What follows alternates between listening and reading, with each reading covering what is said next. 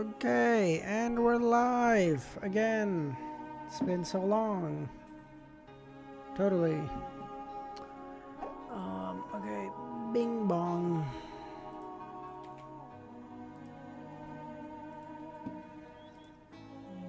Chat box is now up and running. Username, how's it going, man? How you doing?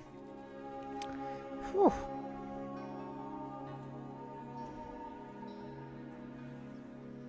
Bullseye, how's it going?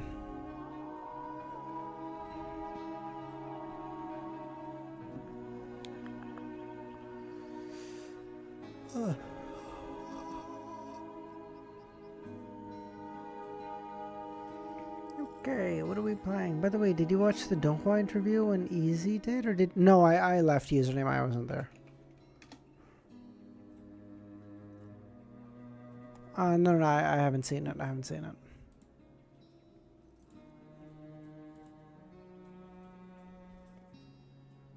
Can I play previous days? Play archive, yes. Let's play the 19th. Is it good? Should we check it out? Oh wait, no, we've already played this state. Time guesser. Okay, we can play time guesser. Is it on here? It's not on here. What? Time guesser. Oh, by the way, for all as much the interview's pretty good. Okay, yeah, we can check it out. By the way, for anyone who is interested, as much as I hate you all, for all members, the Unk emote is should now be available. Just let me know that you can play daily. Okay. So you should be able to use that now, I think. Luvion, how's it going? I literally watch your stream at 1 a.m. Now I wake up, you stream again. Nah. Don't put it on username now. You're making me sad. Whoa, okay. What? This is just a when, eh? Do I also put where? Oh, I put where and when? So it's just the same thing. Okay. This is France, right? This is France?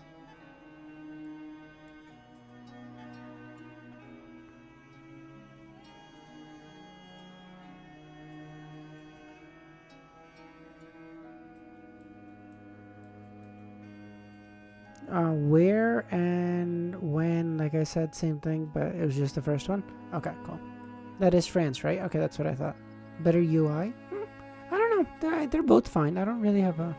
I mean, I haven't seen much of this one, so... Paris. Hey there, how's it going? Now that Wiz started streaming, I can go to sleep. Am I your fucking alarm clock, bro? What is this? 1965. 1951. 6,800 out of 10,000. That's bad.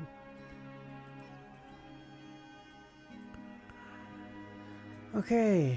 This is a lot of English. So this makes me think this is a Chinatown in an American town somewhere. Because it's a lot of English. I mean, it's a lot of what I assume is Chinese as well. But it's also a lot of English. Romero, how's it going? How's it going? We totally weren't just talking in voice chat like 2 minutes ago. It'd be Hong Kong.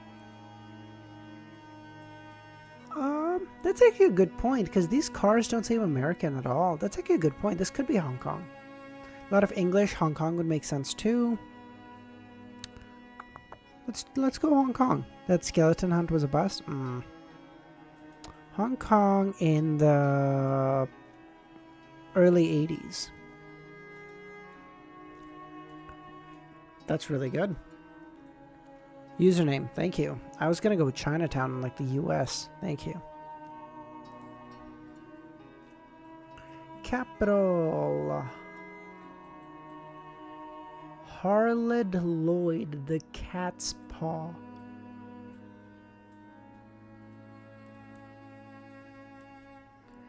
British candy imported. imported. So this makes me think US. Yorkshire dyeing. Or could this be the UK? But then why would it say British candy imported? How do you import candy if you're from there? It's got to be the US. We're going to go with New York. You know, that New York accent, you know? Hey, I'm walking here. Why would it show imported if it's in the UK? Thank you, Kami. 1933.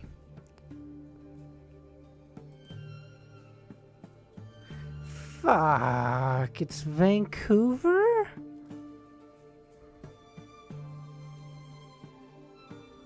Okay, I should get like way more points, bro. Hat's very 30s. Bro, I get the year 1 year off and I get the location basically 0 points. Kill me. Okay. Legendary singer of Nawari language, Nepal. So I guess this is Nepal. Hats really fell off. I'm never gonna find this, bro. It's from Romero's country? No, Nepal, dude. Nepal. A Nepal shirt too.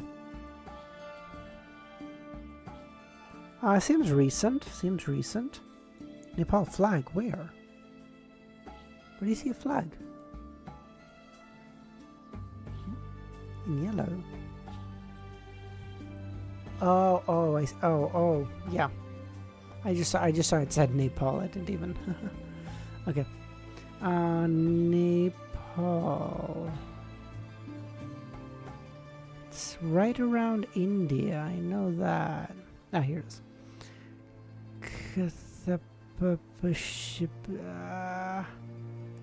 Kathmandu. 2015. A market scene in Kathmandu, 3 years off. Oh, near perfect guess.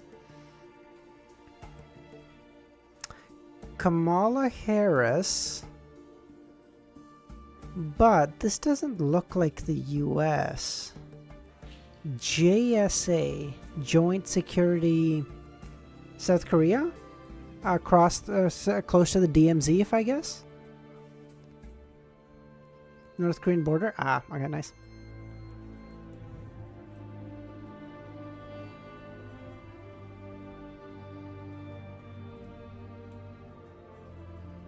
Where's the... Oh, here's... I guess we should go to Seoul, right? Because... Or do we go a little bit north still? Do we go here? This is the DMZ? Okay. We can go like here. Kamala Harris, so this would have been 2021 to 2024 sometime. 2023, we'll say. I don't know when she went to the 2022. 13 kilometers off. Near perfect guess again. Thank you. Literal step to yeah. Okay, I guessed a little. Oh wow, I guessed far from the border. She's on the border. 22. 41,000 out of 50,000. That's like 82%. That's pretty good. 82%. That's pretty good. Okay. Next to NK, you can see the border in the picture, bro. Put the fries in the bag, little bro, Kami. God damn. I took a guess, okay? Don't judge me. My God, you guys are ruthless. Okay. 7:59. First dance. Okay. This is probably going to be a shorter stream because I want to go to sleep at a decent time. So we'll try to go for like 6 chapters or like 2 hours or so because I want to go to sleep at like 11. So we'll do 6 chapters or so. Then we'll call it. Oh, I'm so sleepy. Anyway, I'm off. Gonna catch up on your streams tomorrow, probably. I feel like Kami's been saying that forever. I don't trust him. Missed like 3 of them. Bro, you've missed way more than 3. I mean, unless you're talking about VODs. Well, you could do the interview and do less chapters. We'll do the interview at the end. We'll do the interview at the end, okay? We'll do the interview at the end. Okay. Saturday night, 8 p.m. Klein rode his high-end carriage and arrived at 39 Bauckland Street. Member of Parliament Mock's house. After stealing a glance at the lit fountain that was sloshing water, he buttoned his tailcoat and walked into the house's main entrance. Also, Volume 3 notes. Bro, don't start spamming the Ankh. No, or username. You can't do this to me. No. You can use it occasionally. Don't start spamming it like this, bro. Nah, I missed a week because I was insulting in an MMO for a new raid, which I got caught out. Then I missed a few days, and I also got another 3 streams.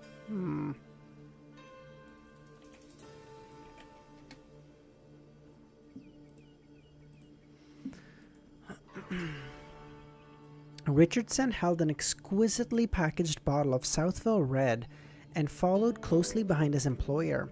After walking through the door, Klein instantly saw Macht and his wife Rihanna. The former was wearing an olive green army officer uniform. In the Lone Kingdom, serving and retired officers enjoyed wearing their military uniforms at balls. I feel like that's... Are you skipping troglodyte? Just cause. The latter was wearing a yellow long dress with a frilly sides and rarely seen exquisite lace, making her look different from an unmarried lady. However, she was also she partially exposed her fair neck and shoulders.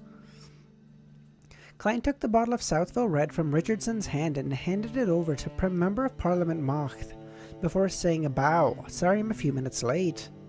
This was actually a common situation at lone balls. I understand that I'm a fucking child, but there's a common situation at lone balls. Yeah, that's what they all say when they're sucking on these lone balls.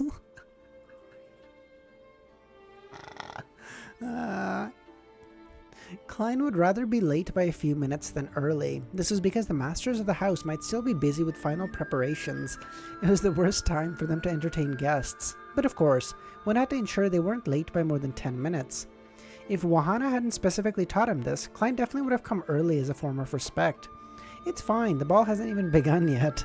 Yes, you're still at the shaft. Dude, I'm a fucking child. I can't do this. Macht glanced at the Southville Red wine as it was handed over to his valet before nodding. At lone high society engagements, one had to bring a gift for the master of the house if it was their first time attending.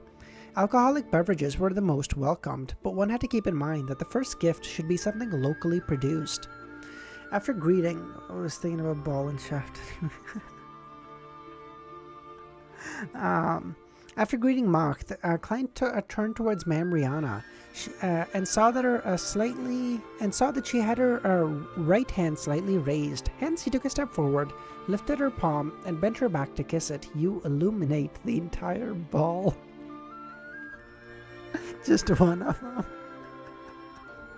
Dude, I can't read this chapter. I have to read this off stream. I'm never gonna get through this.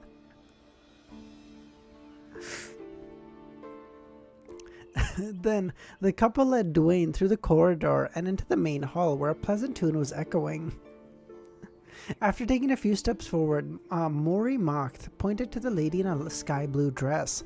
My daughter, Hazel. Klein looked at this girl as his pupils suddenly constricted. He knew this girl. To be precise, he had seen her image before. Back when he had asked Eridas where he could obtain a mystical item that could steal beyond her powers of others, the magic mirror indicated a scene of an arrogant lady loitering in the sewers. This was none other than Hazel Macht. She was a lady with wavy black-green hair and bright brown eyes. She has a mystical item corresponding to Prometheus? With her family conditions, why would she be loitering in the sewers? Is it some fortuitous encounter of hers? Was she searching for something or waiting for something in the sewers? She has already become a Beyonder. How did she become one? Could it be that she also has a grandpa parasitizing her body? Klein, who was donning the skin of Dwayne Dantis, instantly thought of many questions, but he pressed his hand to his chest and bowed in an unperturbed look. Good evening, Miss Hazel. If Roselle was the MC, bro, would not be able to read. No, I would have to read off stream. I can't. During this process, she stole a glance at Hazel Mock's face and discovered that she wore a comprised look. There was an arrogance in her eyes. All she did was smile politely and say, "Good evening, Mr. Dantis." She didn't have any abnormal reaction. This means that she can't sense the grey fog. At the very least, there's no grandpa parasitizing her. I can't be certain for now, but I'll continue observing. I never expected you to be a major, he said to Maury Macht. He could tell from the epaulets on Macht's shoulders. If he was a colonel, Klein would have suspected if the gentleman was a Beyonder, but it was hard to tell for a major. It's nothing special. There are many opportunities to render meritorious services in Balam. Of course, the weather there was especially unsuitable. I've always been suggesting to army higher-ups to design a uniform for West Balam and to get rid of traditional dark colors. Otherwise, the officers would feel like they're beef waiting to be roasted. As for enlisted officers, most of them wore red tops and white bottoms. Yes, the weather there is completely different from what it's like in the county. Even Desi Bay isn't that hot. After a few minutes of small talk, Macht apologized and walked to the staircase with his wife. At the second floor, he raised a cup of red wine while standing at the railing facing the main door and said, "Thank you for everyone to coming to our ball." They finally arrived. Oh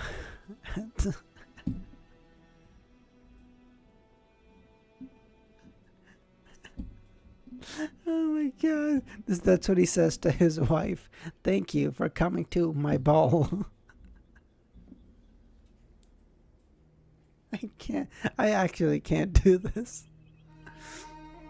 First, let us toast the deities. They're the source of everything beautiful. He and Mam Rihanna tapped 4 times on their chest as they softly praised the goddess. The other guests also praised the deities they believed in. Second, a toast to the kingdom. It is a stable bedrock. To the kingdom, Klein raised his cup. Macht surveyed the area and humorously said, "Finally, who should we toast to?" Klein's mind whirred as he said with a smile, "A toast to the improvement of the air in Backland." Macht was taken aback as he couldn't help but smile. "Excellent. That's a great suggestion, bros in a superposition."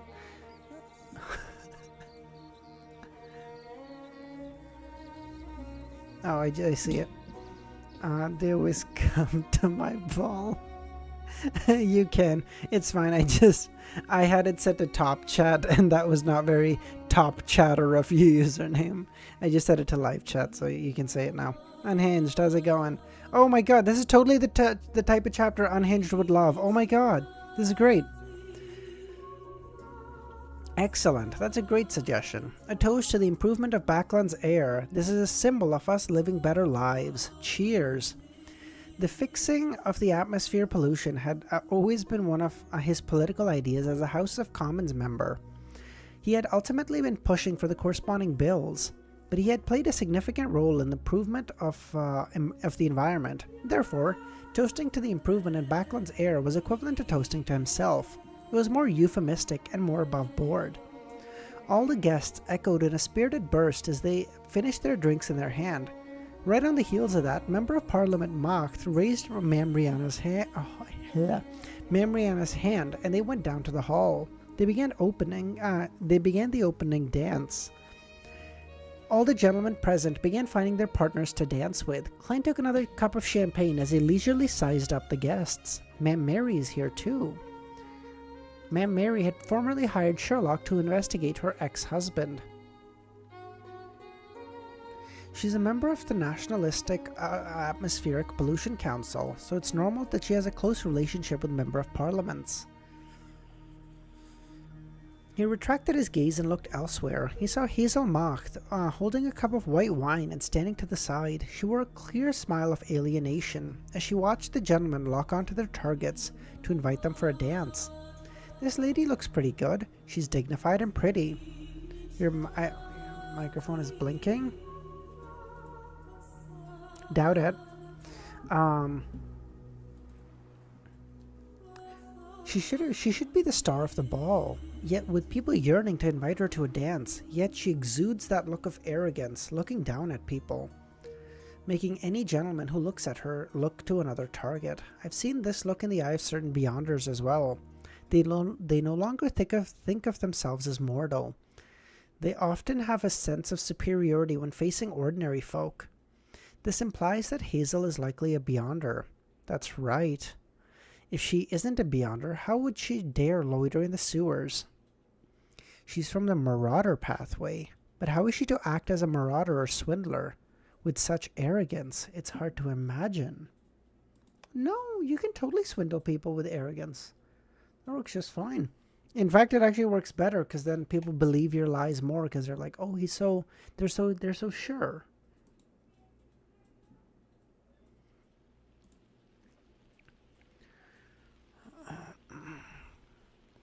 Seeing that the hosts were almost done with the opening dance, he began to seriously consider who he should invite. Dwayne Dantis, in his early 40s, so it wouldn't be appropriate to invite a lady for the first dance, unless it's someone confirmed to be a junior. At the first dance of most ma'ams would be done with their husbands. I should be able to invite people. I'm familiar with the hosts. I should be able to invite people I'm familiar with, or the hosts. Klein swept the dance floor and found the only lady he was familiar with, his etiquette teacher. Invite her? No, she already knows that I've secretly helped her. To invite her for the first dance might make her misunderstand. It might even affect our relationship with her husband and incur unnecessary problems for Dwayne.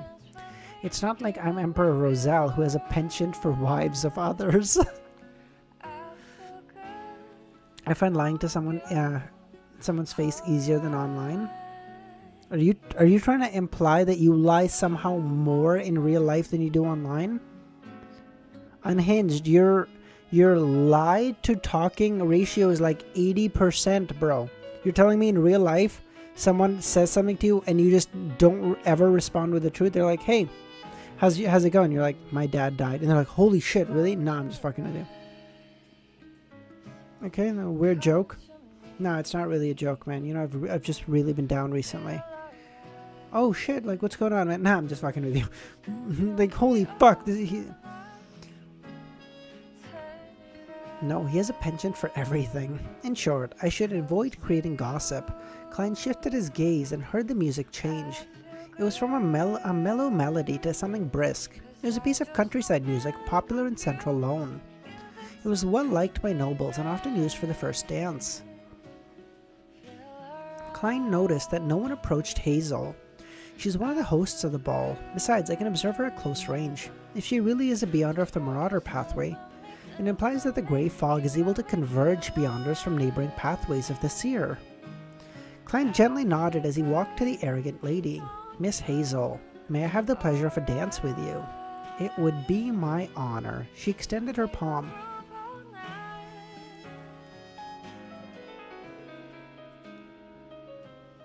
Klein politely held her hand and entered the dance floor as they began a brisk and lively dance. Glancing at her beautiful but deadpan face, Klein said with a smile, I noticed many young men wanted to invite you, but were unable to muster their courage. Mr. Dantis, that's not a polite topic. Klein choked, lost, and out of reply. Oh, she's already got him beat.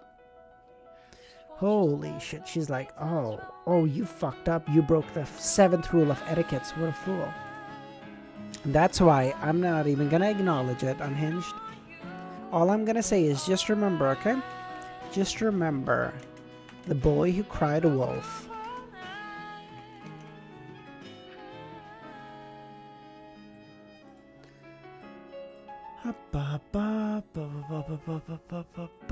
Okay. I thought she would contemptuously say that she doesn't like immature and incapable men, hinting that she isn't impressed with ordinary people. Who knew that she couldn't even be bothered with the question?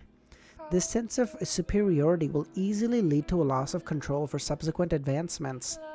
Klein couldn't help but lampoon inwardly. From what he knew, Beyonders were only humans with additional powers. It was only equivalent to having plenty of money or status. Only by reaching 4 would one experience a qualitative change. Klein's mind whirred as he said, "I'm sorry, I was once a merchant who spent time in the northern and southern continent, and I have little experiences with a ball. I mean, with this type of ball." "What type of balls you do know about, Dwayne?" "It's fine," Hazel replied calmly. If it were anyone else, they would have been at a loss for conversation with this arrogant lady. But Klein knew quite a bit about different Beyonders in this mysterious world, so he said with a smile, "This is a challenge that isn't simpler than the sea. It similarly has beautiful scenery, but hides countless difficulties. Of course, the sea also has stories of all kinds of treasures. Some of them are clearly fake, but others sound rather realistic and impossible to verify. It's like the Death's Key that's ranked first among them." "Death's Key?" Hazel looked up at Dwayne.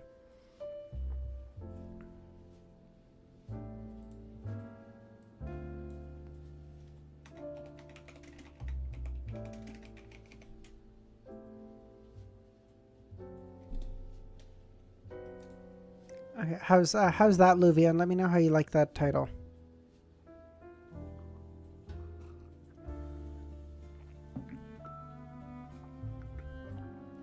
Yes, it's rumored to be hidden somewhere in the Berserk Sea.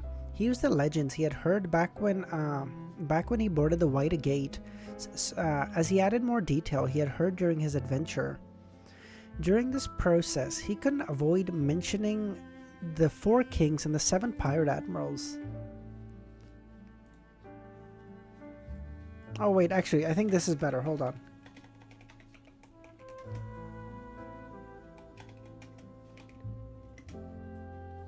Wait, no, Luvian. I think this is even better. Try this. Hazel was clearly interested in these, as she responded to Klein in a rare instance. She would even occasionally ask other questions, making the dance less awkward. Without realizing it, the dance came to an end. Klein skillfully ended the topic and switched to asking, "Do you plan on returning to where you were, or do you plan on heading to get some food?" After a dance, the gentleman had to abide by the lady's wishes and send her where she wished to go, and it didn't have to be where she originally stood. "Where I was," Hazel replied. She clearly misses the stories at sea. She's just a big brat. As long as you grasp her temper and find what she's interested in, she's not hard to interact with.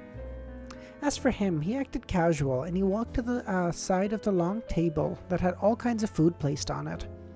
He picked up a plate and began serving a scoop of pan-fried dragon bone fish, and he matched it with some sliced black pepper steak. Compared to the dance and entertaining others, food is the true essence of a gathering.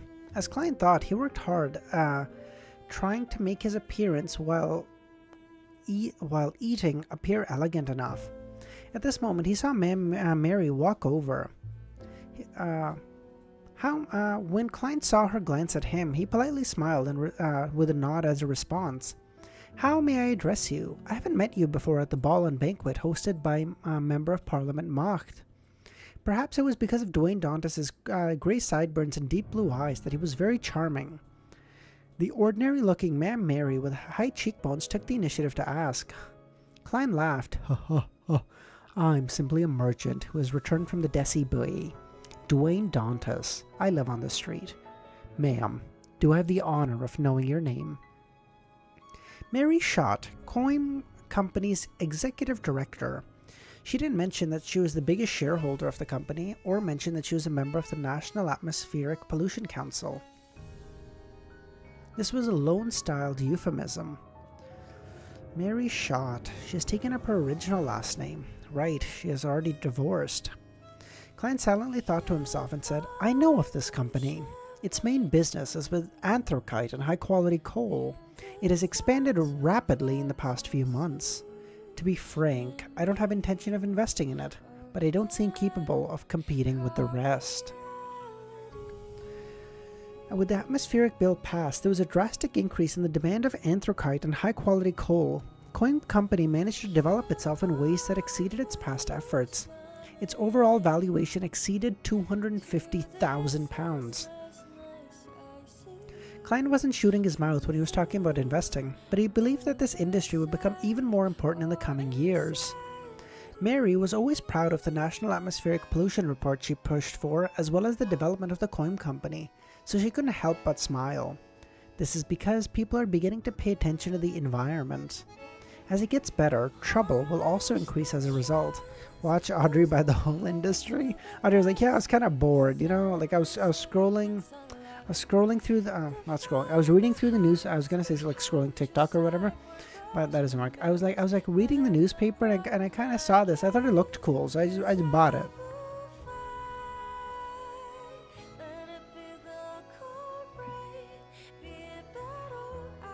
After a few minutes, a handsome man with bright blonde hair walked over. He smiled at Mary and said, "Mary, what are you talking about?"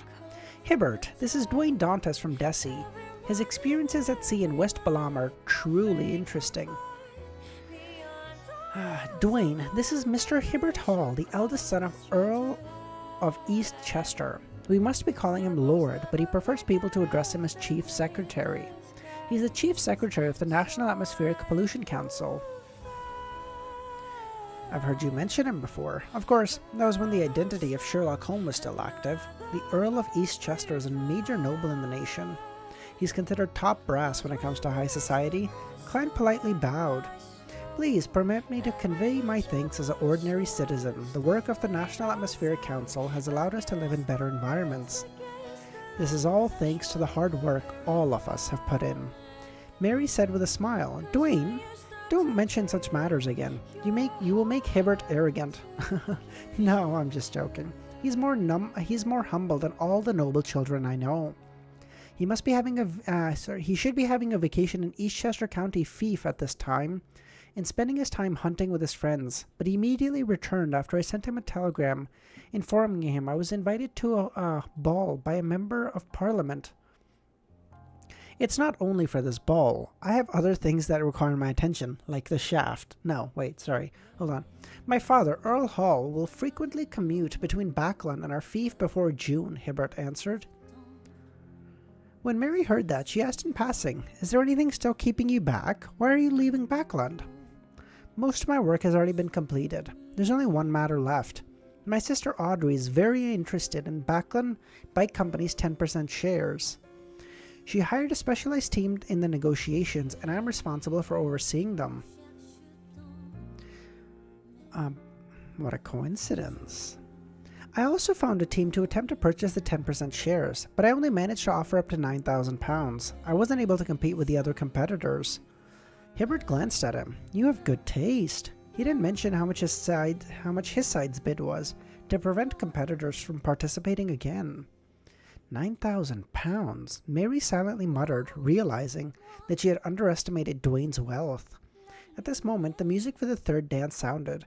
Hibbert turned to Mary and said, "May I have the pleasure of a dance with you?" "That's what I've been waiting for," Mary exclaimed. This immediately made Klein unable to exchange name cards with them, but he wasn't in a rush. There was still time before the ball ended.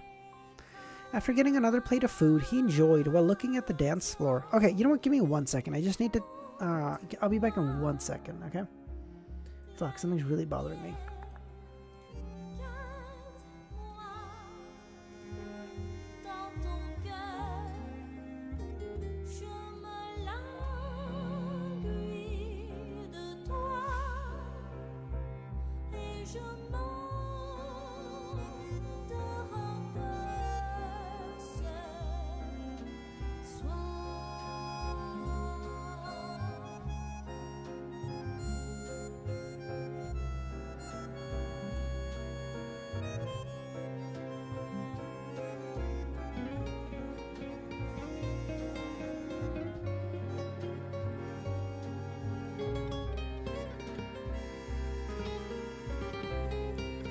Alright. No, I won't give... Bro, why are you so mean, username? What the fuck? I'm so curious. Wait, if I do this, give Ankh a second. Oh, that's cute.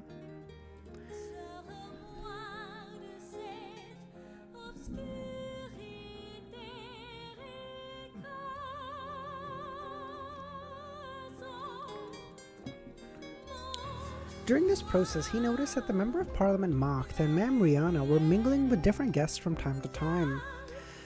According to Walter, after confirming the guest list, the hosts need to seriously conclude every guest's preference and background, so as to tailor a different topic of conversation or jokes to them. This is to make everyone feel as though they're being treated uniquely. I just have to respond to your rhetorical question somehow. No, you don't use them. They're rhetorical. You just answered your own question, bro. This might be why Lowanese gentlemen tend to have receding hairlines, Klein lampooned. He retracted his gaze and looked at the cleared plate. He seriously considered if he should invite another lady or madam to the dance, or if he should eat a little more. At this moment, he caught Hazel Mock's figure from the corner of his eye. She was heading for the third story with hurried footsteps. What happened? Klein instantly tensed up.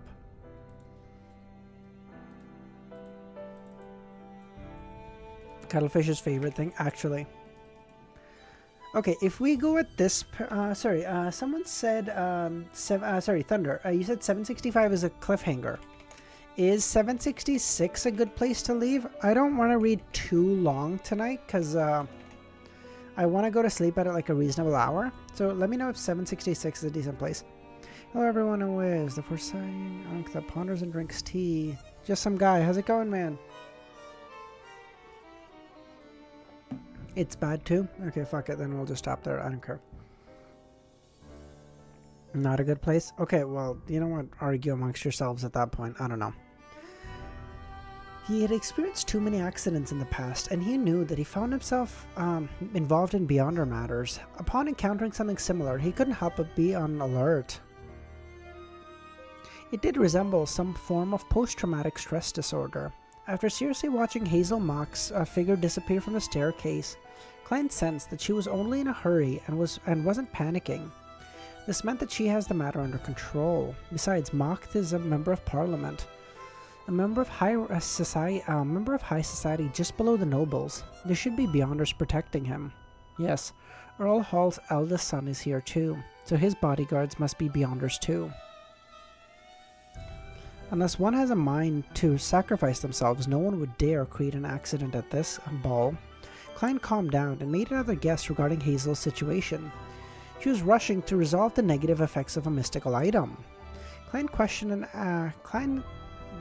Klein had asked Erdus previously was where he could obtain a mystical item, which could steal the beyonder powers of others. The answer was Hazel Mock.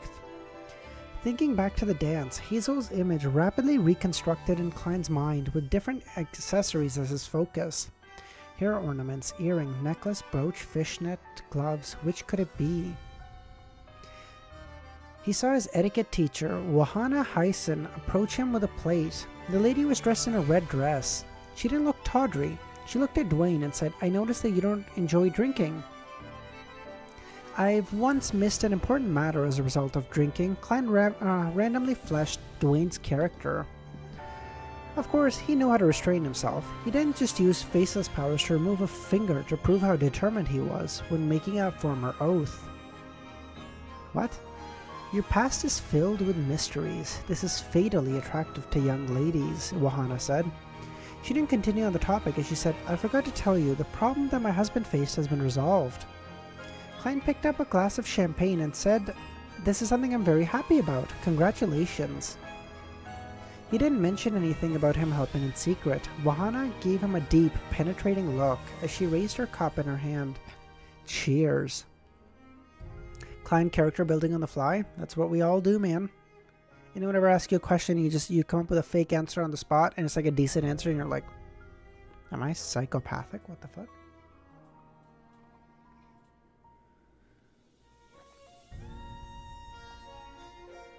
After clinking cups and taking a sip, Klein excused himself and headed for the washroom. This wasn't because he needed to go above the grey fog, but due to the negative effects of Death Knell. He had drunk too much water and needed to relieve himself. When he walked out of the washroom, Klein looked at the staircase that led to the second story and the third. He found Hazel walking down with unhurried footsteps. Indeed, it wasn't a big problem. Likely a negative result of the mystical item she possesses. I wonder what it is. During the interlude between two songs, he walked over to a lady and invited her to a dance. 766 is not the best place, but still read that one. Okay, cool. Yeah, okay, 7 chapters, and that won't even be a short stream at that point. I'll just be like, that's fine. Might be late, but first work stream. Oh, Mr. Shark, how's it going, man? No worries. Okay, I won't talk to you too much. You're at work, but I appreciate you popping by. With Dwayne's appearance and bearing, his invitation was undoubtedly accepted. With him dancing, eating, chatting, and eating again, the ball slowly came to an end. Having finished his mission of exchanging name cards, Klein did the same. However, he wasn't the first nor the last person to leave. The hall soon turned silent as Ma'am Rihanna monitored the servants as they cleaned up, and she beckoned for her daughter, Hazel. Mr. Dwayne's performance was better than I imagined. Many ladies asked about him in private. Ma'am Rihanna said in a veiled manner, "Hazel, what's your impression of him when you were dancing and chatting with him? You're a lot more mature than girls your age. I believe in your taste." He is not very familiar with this circle, and he easily mentions topics that can be offensive, but he's very knowledgeable. Rihanna was surprised by the words chosen by her daughter. With her understanding of Hazel, this was a rather good compliment. She couldn't help but be worried that her daughter had taken a liking to Dwayne. Hazel thinks little of eligible bachelors around her because they're too young, inexperienced, and incapable. Dwayne happens to be the kind of man Dwayne happens to be the kind of man that girls who mature early like. Rihanna felt a little regret inviting the gentleman to the ball. If any other novel might actually thundered. Whoa. She knew that with Hazel's personality, she might very well elope if she were to suffer any objection with her newfound love. Hazel seemed to sense her mother's thoughts and said, "I only like men who are sufficiently powerful." Darling, he is as close to a demigod as anyone is without being one, so trust me, it's not a power issue, okay? Remember Elizabeth and Maimon? We thought she and Klein might be a couple. Dwayne just got too much aura. His ball is... Yeah. Rihanna heaved a sigh of relief as she was no longer worried about the problem from before. Late at night, Hazel got up from her bed. With her night vision, she changed into clothes that facilitated movement. She climbed down from her bedroom balcony and carefully avoided her family's bodyguards. Check the reaction thread. Wait, where, Kami?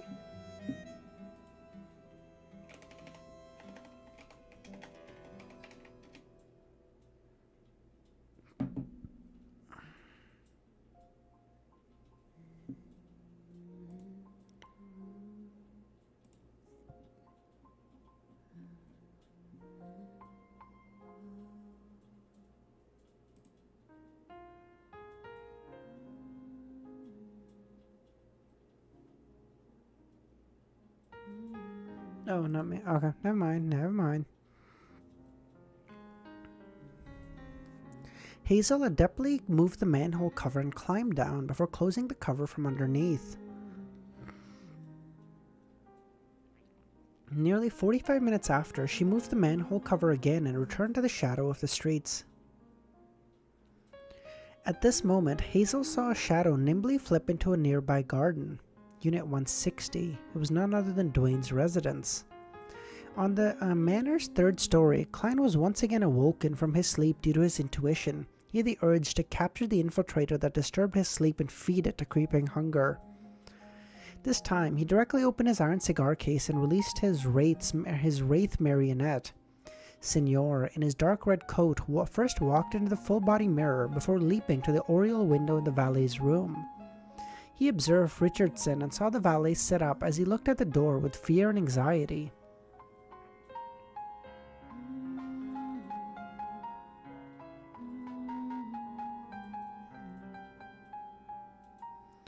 The doors, listen, in fairness, I would totally be like Clyde. If someone woke me up midnight, I'd be like, fucking, I'm just gonna kill you, I don't care. The door silently opened as a shadow flashed in. Under the crimson moonlight, the infiltrator exposed brownish-yellow skin, a soft outline, curly black hair. He obviously hailed from the southern continent. Meso, how's it going, man? With a gloomy, cold aura, he stood by the door and looked at Richardson. Have you decided? Do not believe that you can obtain your calm life by leaving. Inside of you flows the blood of death's subjects. You are destined to give up everything to restore God's glory.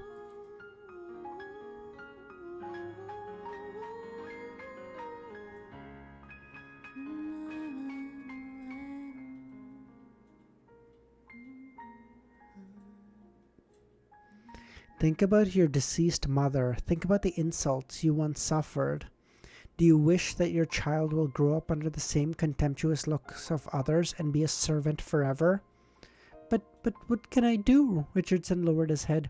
Wait for the mission. Richardson didn't commit to an answer. As for the infiltrator, he didn't seem to care. He treated it as though Richardson had agreed, turned around and left. Death subject? Someone from the Numinous Episcopate or another organization that's trying to restore Balaam? Having witnessed everything, Klein leaned back into his bed and said, what kind of mission would they give Richardson? Steal my money to provide funds? Or will they create a terrorist incident at one of the balls of high society?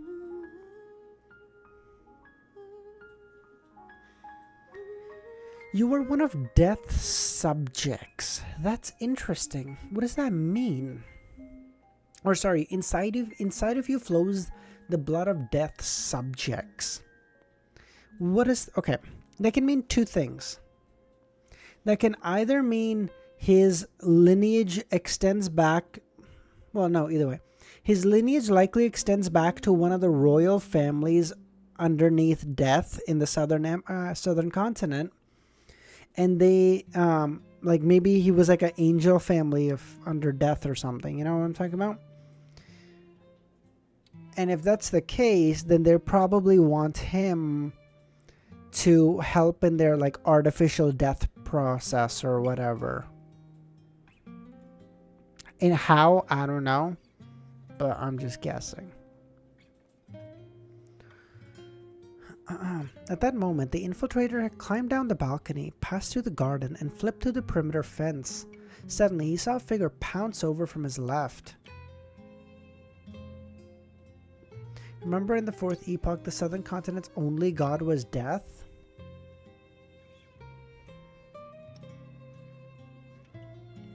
Could it be another son of... Could it be like a ancestor? Could he be Isaac's kid? Is that possible? Is that crazy? Because Death's subjects, maybe Isaac being Death's kid. We know Isaac has kids.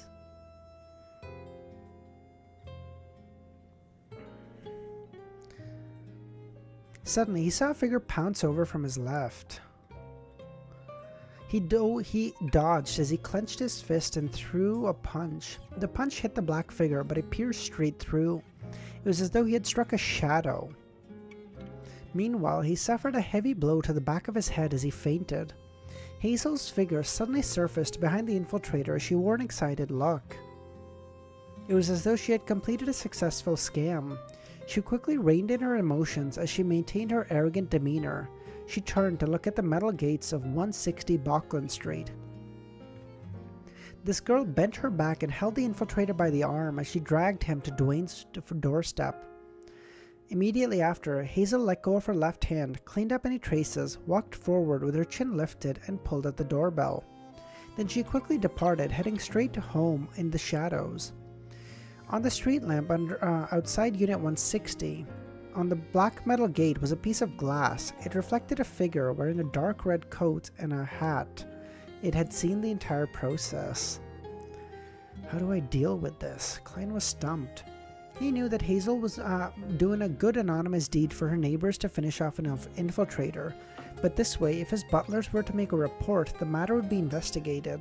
causing the matter to be transferred to the Nighthawks. When the time came, whoever struck the infiltrator unconscious would become an important question.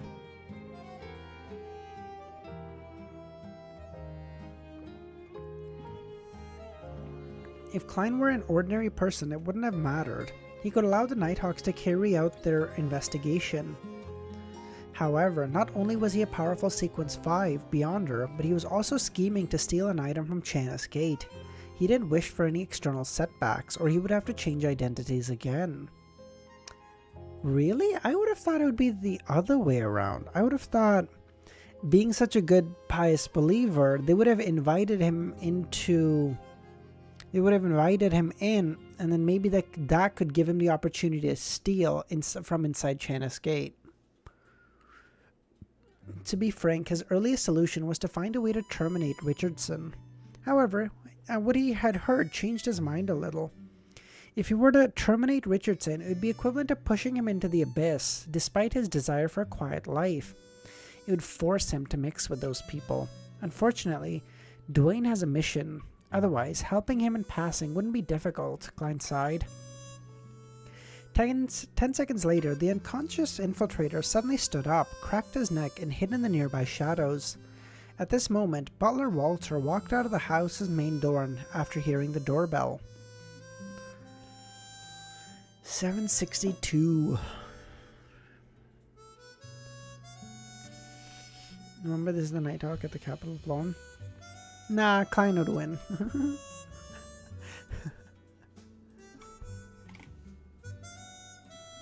Don't take everything I say with such seriousness. A non-insignificant percentage of the time, I'm just saying shit.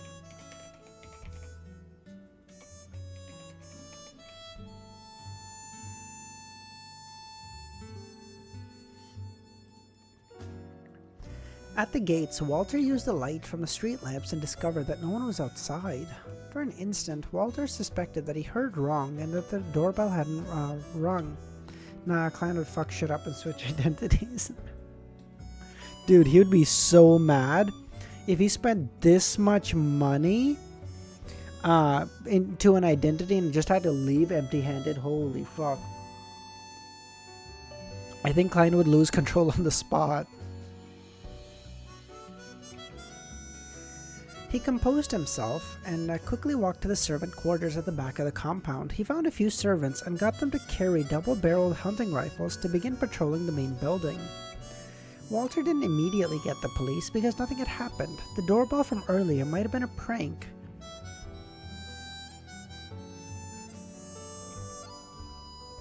Meanwhile, under the nearby sewers, the infiltrator was holding onto a metal handle as he slowly headed down into the unlit area. He soon came to a halt on the dirty ground. His eyes closed again as though he was in an unconscious state. In front of him, a middle-aged man wearing a dark red coat appeared. Wraith Senor. Senor bent down, rummaged through the infiltrator's pockets and found 7 soul and 11 pence, as well as tiny cloth rags containing different kinds of powders. Inside the room, Klein remotely controlled his marionette from dozens of meters away. As he identified the powder, he discovered that his theories were correct. They were all herbal powders in the death domain, and a portion of them could be used for spirit channeling. It was very likely to be a Beyonder from the Corpse Collector pathway that hailed from Balaam. If he hadn't reached Sequence 7 Spirit Medium, even if he hadn't reached a Sequence 7 Spirit Medium, it was very normal for him to prepare the corresponding herbal powder and extract. After all, these weren't materials only used for spirit channeling. Immediately, Klein controlled the Senor to set up a ritual to pray to the Fool.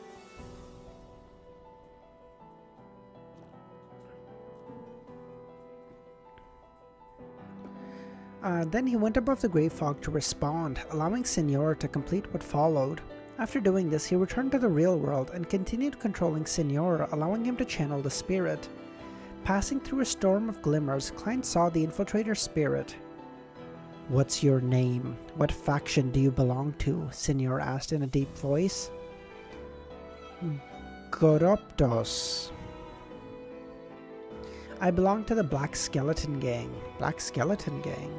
a gang active around the east border of Balam. It's mainly filled with people of Balam heritage. It's as though although they aren't as barbaric and boorish as this Monger gang, they aren't strangers to violence. What do you mainly do? Why are you looking for Richardson? We are fighting for God. We were originally members of the Balam National Re-establishment Society. We established the Black Skeleton Gang to grasp various intel and obtain funds. Apart from that, we also have another mission. Seek any item related to death and send it back to the southern continent. Wither Skeleton Gang.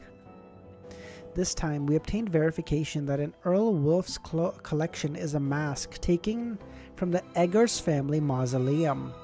This family is a descendant of God. For this mask, we need to send someone to infiltrate Earl Wolf's household as a servant or infiltrate during one of the balls and banquets. Richardson is an excellent choice. He has no history with any other organization and is an experienced servant. The servants of nobles are often inherited. It's obviously not easy to infiltrate. Only short-term employment will be made if there's a sudden need. Speaking of which, if there really is such a situation, today at the ball, a few ladies had mentioned that some nobles who are financially tight will sell a lot of their land and manors and dismiss nearly all of their servants, leaving fewer than 10 to serve, so as to barely maintain a decent lifestyle.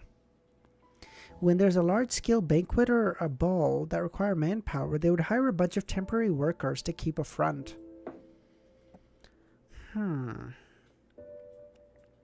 Maybe now Klein writes to Azek about this, and Azek just pops by to take it himself. Also, Earl Wolf has a mask from the Descendants of Death. Azek's last name is Eggers. Unfortunately, I don't wish to be disturbed by any accidents at the moment, or I would come up with a way to help Mr. Azek obtain the mask. I've been streaming for 10 hours? No, Mr. Loki, we don't do crazy stuff like that. Streaming for about an hour, though. I'm just really sleepy. I haven't been sleeping well the last couple of days. So we're going to stream for like another hour and then we're done. How do you know Richardson? Senor asked. We got to know each other at a manor in East Balam. Back then we were both slaves. Among the slaves there are people who secretly spread the faith of death. Richardson, his mother, and I couldn't help but become believers of death in such a life. We secretly joined organizations that had a lot of influence among slaves. Later, Richardson's mother died from an illness and he was brought to Backland, while I stayed in East Balam. A few years later, I was sent to Backland and I chanced upon Richardson. He actually forgot about his mother's death and the abuse he once received. He had forgotten his faith towards God and his will eroded by a peaceful life. To avoid me, he deliberately made mistakes and kept switching employers. But how could he have guessed that his former companion is no longer human?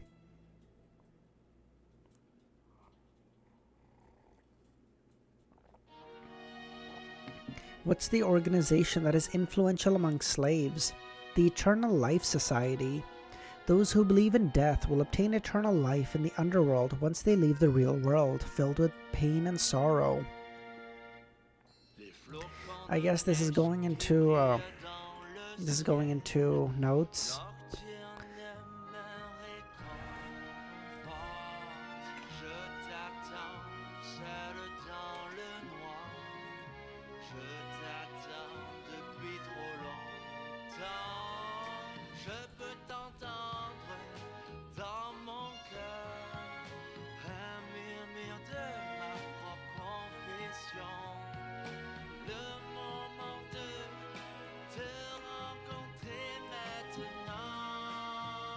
Eternal Life Society. It's a branch of the Numinous Episcopate.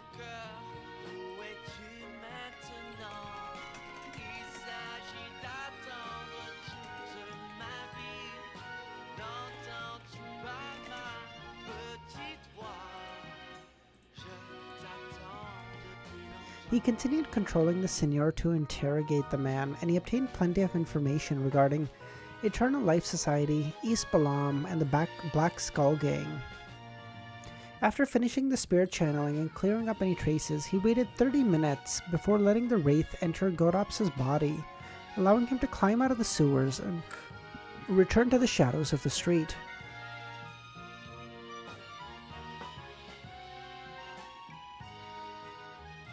Thunder, you're so mean. You didn't used to be like this. You used to be so what? What is happening? God, you guys get ruined by peer pressure, bro.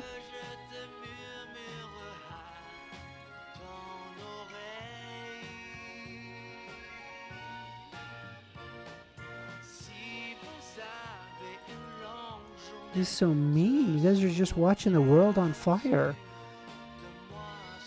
Klein pretended as though he didn't notice anything. As he continued sleeping in his master bedroom. However, he had already set up a ritual and responded to himself. With Azek's copper whistle, the iron cigar case, and creeping hunger, he silently left his residence in the form of a spirit. He followed behind Goroptos and continued maintaining a distance of 80 meters. By using his marionette to possess his hostage, he made him circle another street and board a rental carriage. About an hour later, Goroptos returned to the headquarters of the Black Skeleton Gang.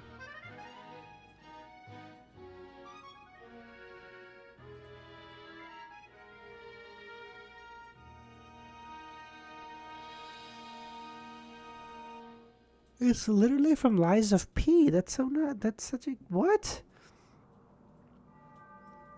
There were plenty of firearms stashed away here, with several operatives that were sent from East Balam National Reestablishment Society. Thank you, Kit Kat. Thank you, good sir. My God. Following the method that was agreed upon, Goroptos knocked on the door and said to a member who came towards him, "Richardson has submitted." Very good. Goroptos surveyed the area and found a high-yield explosive and a bunch of rifles stacked in the corner of the house. A bunch of the top brass of the Black Skeleton gangs were gathered together discussing something. "You want to smoke?" a member asked Goroptos. This was a cigarette fashioned to the preferences of the southern continent. They were made from dried tobacco leaves mixed with a tiny amount of herbs. 3 years, that's not that much. I remember when I was 19. It was not that long ago.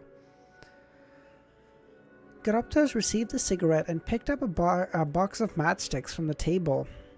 He then threw the flaming, burning matchsticks to the corner where the easily flammable explosives were. Everyone present looked at him with a dumbfounded look, momentarily at a loss as to what happened. Boom! On a public bench dozens of meters away, Klein sat as the flames blazed behind him. A few seconds later, Senor in his dark red coat appeared beside him, with some signs of being burned. I'm 22, yeah. I'm only 23. Thank you, I'm Ankism mentality. Username, how old are you?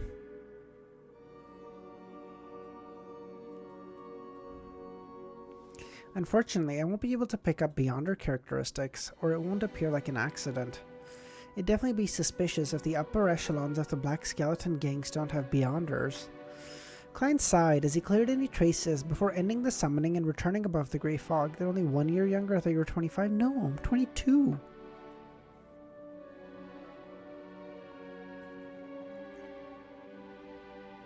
You can't call me Unk anymore, bro. The next morning, he got up, washed up as though nothing had happened. He then waited for his valet to bring a change of clothes. Richardson entered in silence and finished his work skillfully. Following that, he took a step back and bowed. "Sir, after serving you this week, I wish to resign." Why? Meanwhile, he leisurely thought, not bad at all. You know how to resign of your own volition and not bring trouble to your employer. I believe I'm lacking in ability to be your valet. At last night's ball, I recognized how lacking I was when interacting with the servants of others. Everyone began with zero experience. Few grew up with it. Consider it again and give me your final answer tomorrow. Yes, sir. Richardson didn't speak further as he took the initiative to leave. He went to the first floor to help his employer pick up his morning papers. During this process, he would always first flip through it and place the most interesting articles on top. After flipping through, his gaze froze. An explosion at 79 Downing Street, suspected to be related to the Black Skeleton Gang. According to the police, all the upper echelon of the Black Skeleton Gang died, including Lima, Morera, Garaptos. Richardson shook his head, suspected that he was still dreaming.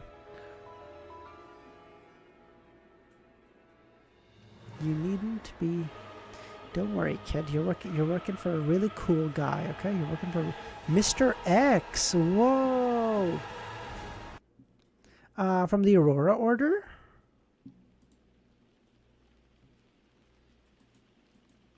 Is Mr. X the Louis Wayne or whatever that Forrest wanted to get killed?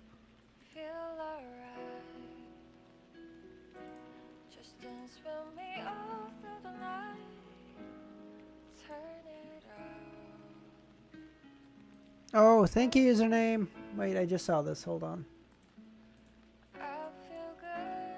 Look at this. Lord of the Mysteries page on Crunchyroll. It's officially up, baby. Let's go. Let's go. Our boy is here. Look at him in all his glory.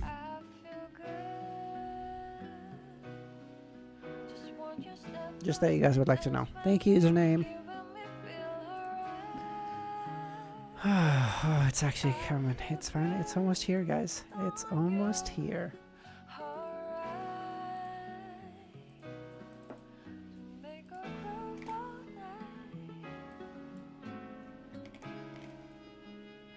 Dude, it's so crazy.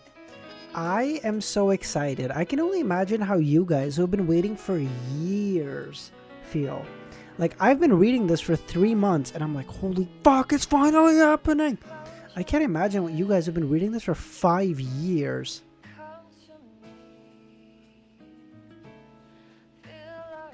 What is an android?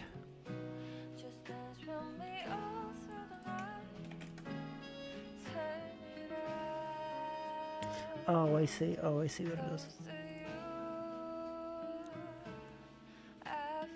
Well, not most of us 5 years, most are like 2 or 3. Fair. Yeah, all the same.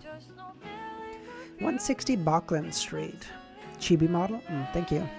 Inside the dining hall of the second story, it's peak, but I honestly never thought I would get a show.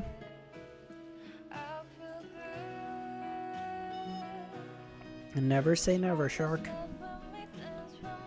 160 Bauckland Street, inside the dining hall of the second story. The client had just bitten into the buttered toast as his servant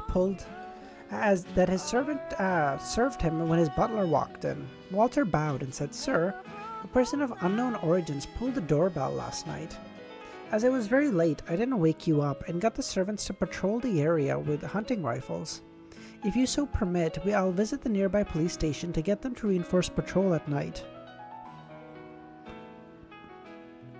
To employ such a butler, there really aren't any flaws except from his cost.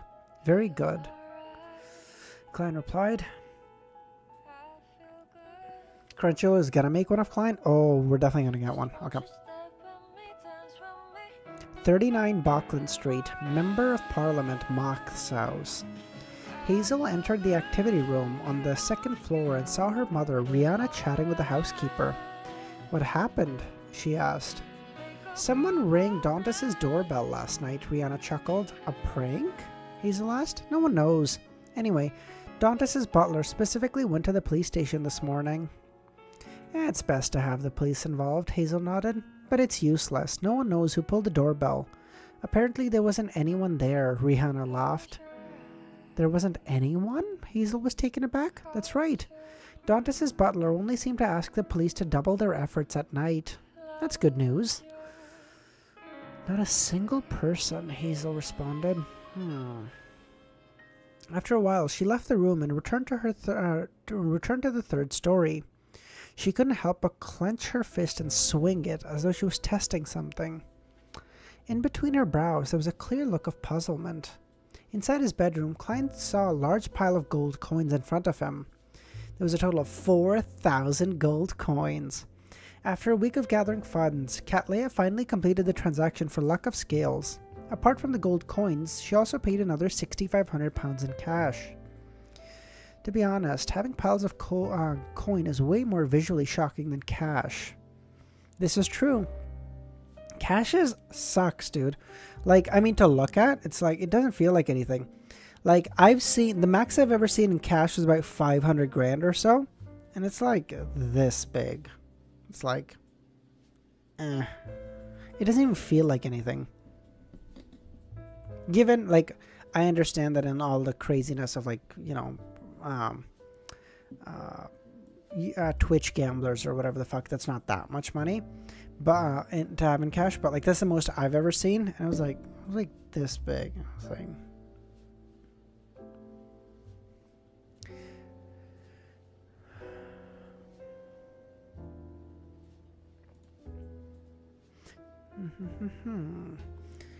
As Klein sighed, he took out the 13 lone gold coins he received from Senor from his pocket and threw it into the pile. After doing this, he took out his harmonica and blew into it. Raynette Tyneker appeared in front of him. Ma'am, this is the first installment, a total of £4,013. He was actually quite curious to see how the messenger would move such a huge pile. Very good, you still have 5,987. Raynette's head said one after another. There's no need to remind me. I'll try to gather the rest as soon as possible. Raynette didn't speak further as one of the heads tried hard to open its mouth. Suddenly, the area turned dark and deep, and all the gold coins were sucked up like a vortex. In a few short seconds, the large pile of gold vanished. Raynette's 4 heads nodded at the same time. I still have £8,156 and 5 lone gold coins. Why the fuck does he still hold on to these 5? I can barely be considered a tycoon. Actually, I could actually afford any investment opportunities if they appear, and it won't just be me raising the price and mentioning it in passing. This way I won't be suspected as a cheat. A little optimistic. Perhaps the investment opportunity might allow me to earn back the money I spent. It's always fast to make money work for you. At night time in the East Borough, the surrounding area was pitch black due to the few street lamps available.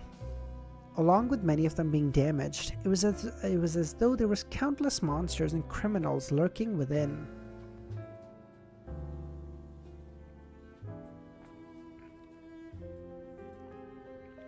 Gio wore a hooded cloak and turned into a small alley and came to what seemed like a dilapidated house. This was the new gathering in East Borough that she previously mentioned to Fours. Gio wasn't in a rush to knock on the door with the agreed upon signal. She first looked down to check her attire. Unlike how she was normally dressed, she wore a pair of long boots. They didn't look odd, but Gio knew very well that the soles were very thick. She had plenty of things stuffed inside, allowing a person to magically appear taller. Feeling assured by the presence of her triangular blade, Gio pulled up her hood and knocked on the door with a signal. Soon she was led. Less than 72 hours left. Oh, fuck, that's crazy when you put it like that, Walter. Soon she was led to an activity room as she randomly found a spot to sit down. After the participants arrived, the host of the gathering walked in. He was of medium build with a height of a meter 75. He wore a black classical robe, a pointed mage hat with a brass mask on his face. He gave off an ancient and mysterious vibe. Rather dark skin, but it's not exactly brown. He resembles someone from Phainopot or Desi Bay. But I can't be sure, it might just be a tan. Gio sized him up. The man in the brass mask looked around the room and said, "You can call me Mr. X." Mr. X. After becoming an outer member of MI9, she had learned of many situations regarding secret organizations, including the Aurora Order. Klein, what the fuck? Romero, is he one of yours? Therefore, she knew very well. Okay, never mind. That answers that. She knew very well that the oracles of the Aurora Order used alphabets as code names. And from her point of view, to address themselves in front of others in such a manner was obvious exposure of their identity. Isn't he afraid others would report him?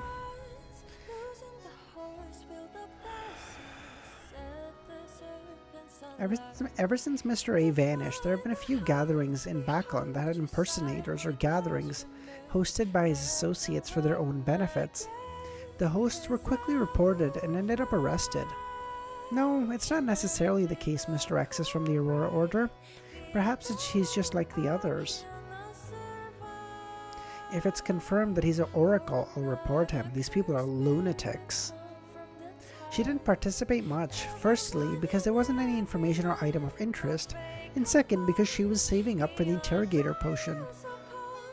At the end of the gathering, she returned home. Gio saw Forz wearing a face mask that was said to be able to moisturize faces as she sat there leisurely. There were quite a number of Beyonders, and there were quite a number of items as well, but they were mostly for low sequencers. No one will offer anything good at a first gathering, Force said. Yeah, the organizer of the gathering calls himself Mr. X, but no one knows if he's related to Mr. A. Mr. X, could he be Lois Wayne? He wore, what did he look like? Force said. He wore a mask. Do you think I have the ability to magically see through obstacles? No, I mean his build. Regardless, Force had seen Lewis's full figure thanks to her teacher Dorian and knew his characteristics.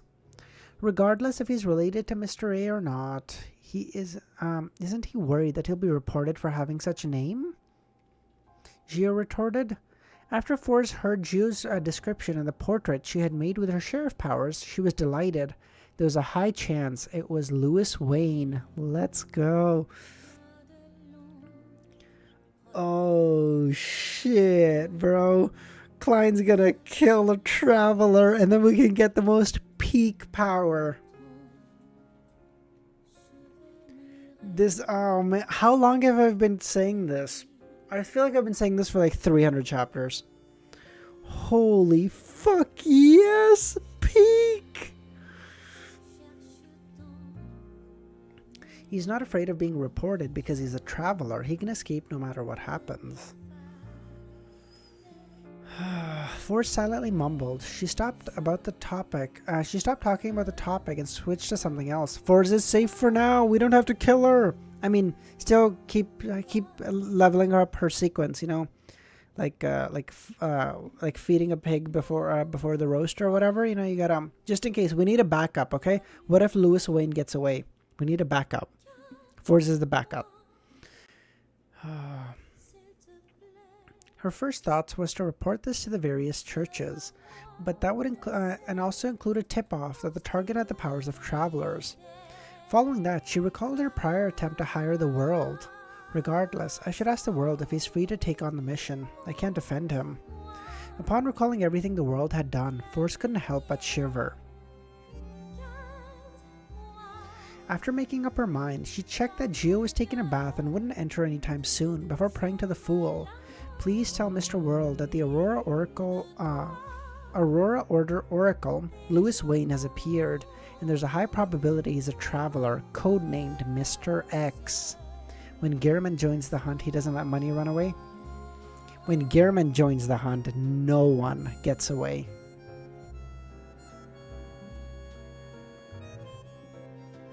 Okay, 3 more chapters. We were originally going to do 2, but apparently 2 chapters is a really big cliffhanger.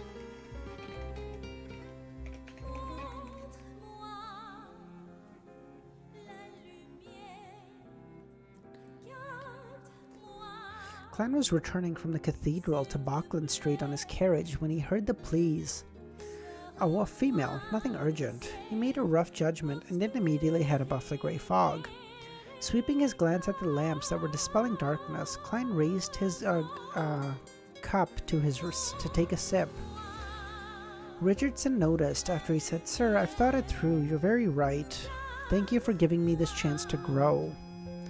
After confirming that Garoptos and the gang were dead, he was at ease. Switching employers repeatedly in a short amount of time was a stain on a servant's record. Once he resigned from Dwayne's employ, Richardson believed it would be difficult for him to continue being a valet. This would be extremely damaging, not only because a valet's annual salary was at least £25 and was way better than any non-management job, it also gave him the opportunity of becoming a butler in the future. By following the male or female employers and helping them in all kinds of trivialities, being their mouthpiece and assistant would allow them to build up skills. It would allow them to grasp all the traits needed for being a butler. As a result, become their employer's confidant. As long as there was a chance, one could be made a land steward, a butler assistant, or deputy butler, as they were slowly promoted. Richardson yearned for a peaceful life, but this didn't mean he was willing to be a servant forever. Without a doubt, he wished to rely on his hard work to gain a higher standing. "It's not too late to realize that now," Klein replied. After returning home, he instructed his housekeeper to prepare supper at 11:30 as he headed to the third story, where he took off his coat and entered the bathroom. He's gonna eat dinner at 11:30? This guy's out of his fucking mind. At that moment, the bathtub was already heated to an appropriate temperature by a maid 5 minutes ahead of time. Klein first went above the grey fog to determine who prayed to him. Mr. X, Traveler. Miss Magician is rather efficient. Without realizing it, she has matured quite well. Oh, those look so cool. Username. Okay, we'll react to them in more detail later, okay? After some serious consideration, he conjured the world to pray, "Give me the time, location, and provide me more information. Only then will I take action." Klein's idea was very simple. He found a traveler's powers rather useful, but it was difficult for Dwayne to have a period of time of prolonged absence from Bachland Street or to stay in his room all the time. It would be fine if Miss Magician could provide detailed and reliable intel, allowing him to carry out the assassination at once. But if she were to get the world to slowly gather intel, there was no way he could do it. Forrest quickly gave a reply, "I'll try as soon as possible." As the location and timing for Mr. X's gathering hadn't been confirmed, all she could do was wait. After settling the matter, Klein returned to the real world and placed himself in the bathtub. During this time, he had been to the cathedral a few times to listen to Bishop Electro's explanation about the revelations of the Evernight. He had grasped the looks and characteristics of another two keepers, but hadn't seen any repeated sightings, preventing him from determining a schedule. After doing such acts would similarly bring him trouble, Klein closed his eyes. The first investigation should be coming soon. A person who often entered the cathedral would likely be investigated, and his origins still unknown. With his origins still unknown, such an investigation was definitely going to happen. If there aren't any investigations, there'd be a serious case of negligence. In the basement of the cathedral, Leonard slowly walked out of the quiet room. His green eyes had a tinge of strange black water as countless illusory bubbles appeared. "Not bad, you're already a soul assurer. You're almost catching up to me," Daly said. Klein is a sequence... Leonard is a sequence 5 now? No, Leonard is sequence 6, right? Soul Assurer is 6?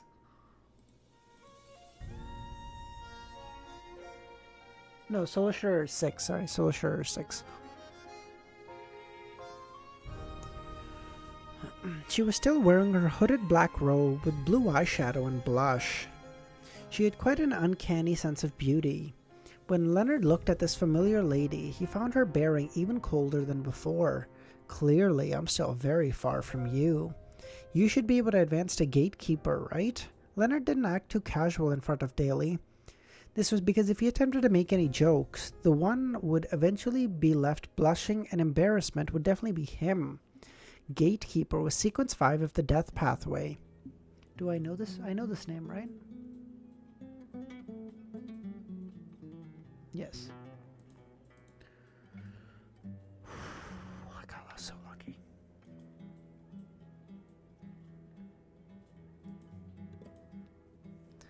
I was ready 2 months ago, Daly said. You haven't contributed enough? That's right, Daly said. It's like I'm already in bed with everything in place, only to realize that there aren't any condoms at home. Worst of all, it's late at night and most of the stores are closed. What an amazing analogy. Leonard didn't think of it as right for him to respond, as he said, you can choose to handle certain cases. Without giving Daly a chance, he pointed to the other end of the corridor. Captain Soest is still waiting for me to report on my advancement.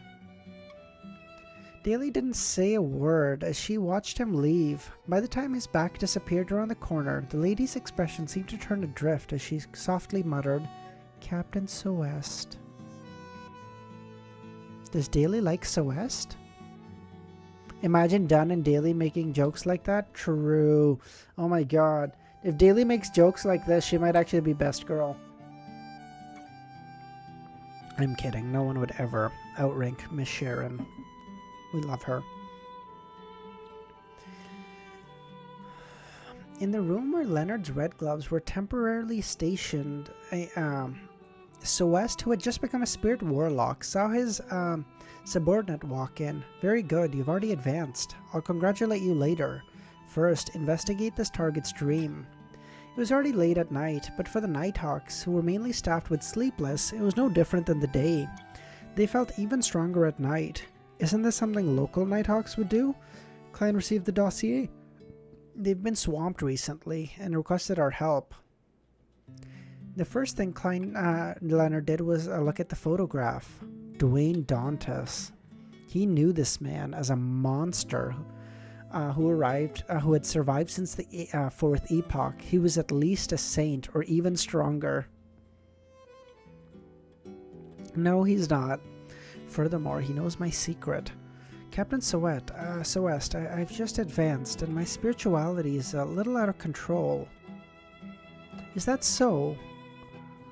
Only then did Soest realize that he might have made a mistake. He took a look at another red glove and said, Albert, you do it. Albert was a man in his 30s. His skin was pale and he didn't look too healthy. Leonard heaved a sigh of relief as he handed the dossier over to him. My stomach... No, not even that. It's more like my dog ate my homework sort of shit, you know? You're like, sir, no, teacher, I promise I did my homework. My dog just ate it. And you're like... At that moment, he felt a little regretful. He believed that he should have done it himself. At the very least, he knew the level of danger. Dwayne likely won't do anything to Dante or to Albert. If he has an excessive reaction and causes anything abnormal, he would immediately expose this problem. And with the church's strength and background, there's no way he could leave alive. He pulled a chair and sat beside Albert as though he was reading the newspaper without much thought. But he was constantly watching over him to prevent any accidents. 160 Bauckland Street. Klein suddenly woke up in his dream, aware that someone had arrived. The investigation of the Nighthawks. Following that, he heard knocks on the door. Come on in. Klein tried hard to make it sound dreamy. A thinly blonde man dressed in a black trench coat walked in, the red glove, Albert. I'm a superintendent from the Backland Police Station. How may I help you, officer? Dwayne Dantis, male, hails from Dessie County. He repeated all the information that had been gathered and asked, is this information legitimate? Partially, but some of them are fake. Klein replied, honestly. The only partial truth and probably male and single. The only partial truths are probably male and single. Meanwhile, he was making self-deprecating comments. Which of these are fake? Albert asked.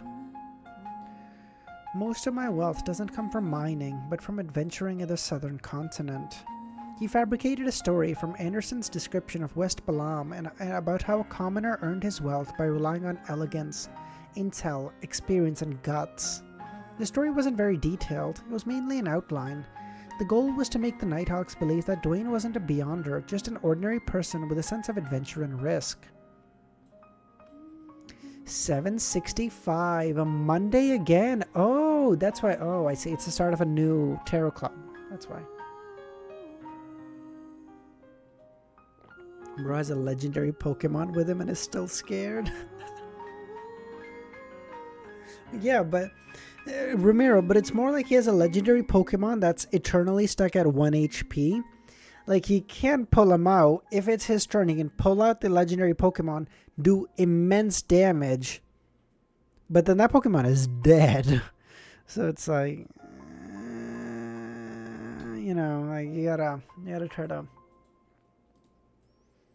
you gotta be like, hey, like it's like me playing an RPG game where it's like, you know, all the healing potions, I never use any of them until the last fight, and then I use all of them in the final boss battle because I'm like, I can't just keep saving them forever. This is the only guy.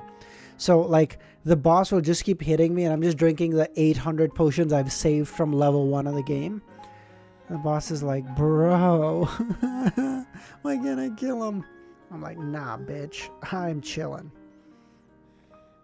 After Klein was done, Albert asked a few targeted questions to ensure the details matched up. Without a doubt, he obtained a satisfactory answer. Thank you for your cooperation. Have a great dream. Albert smiled, got up and bowed. He then used his nightmare powers to influence Dantis once again. It would make him have a vague recollection that he had such a dream, but he wouldn't be able to recall specifics. Okay, give me 2 seconds. Since we're doing 2 more chapters, I'm going to run to the washroom, okay? Give me a second.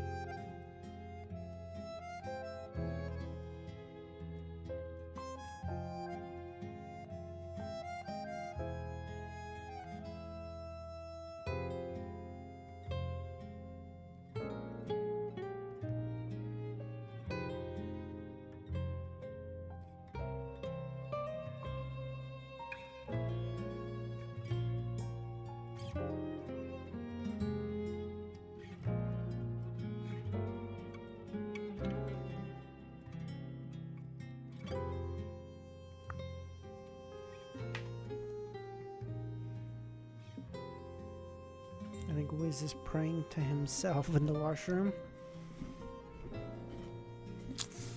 I was praying that I could win my next blackjack hand. On that note, let's do some gambling really quick before we get into the tarot club. Really quickly, let's go.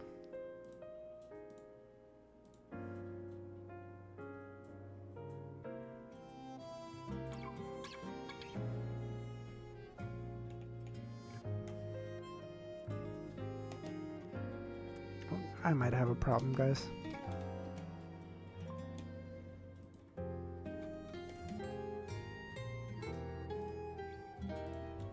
Just might. Small chance, you know?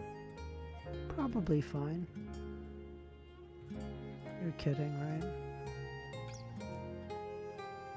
God, I fucking hate this game. Never mind. Let's just keep reading. Piece of dog shit, dude. Okay. After Klein was done,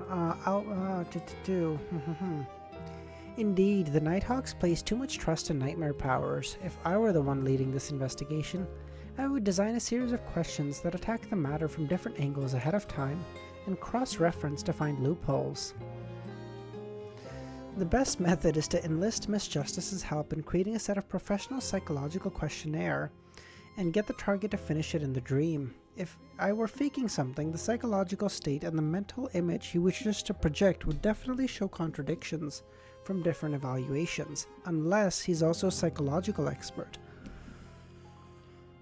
In the darkness, the street lamps appear dim and pale, illuminating the surroundings in a gloomy silence. Klein observed for a few seconds before he curled his lips.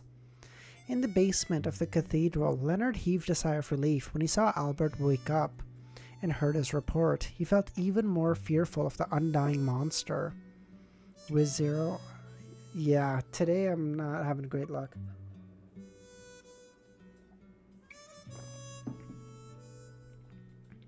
City of Silver, lightning streaked across the sky, illuminating every street. Bro, I have like 600 grand or some shit. I just don't touch those savings, you know? That's not... I want to get to 1 million. I feel like once I get to 1 million, I have like space. Like I can fuck around a little bit, you know, be fine.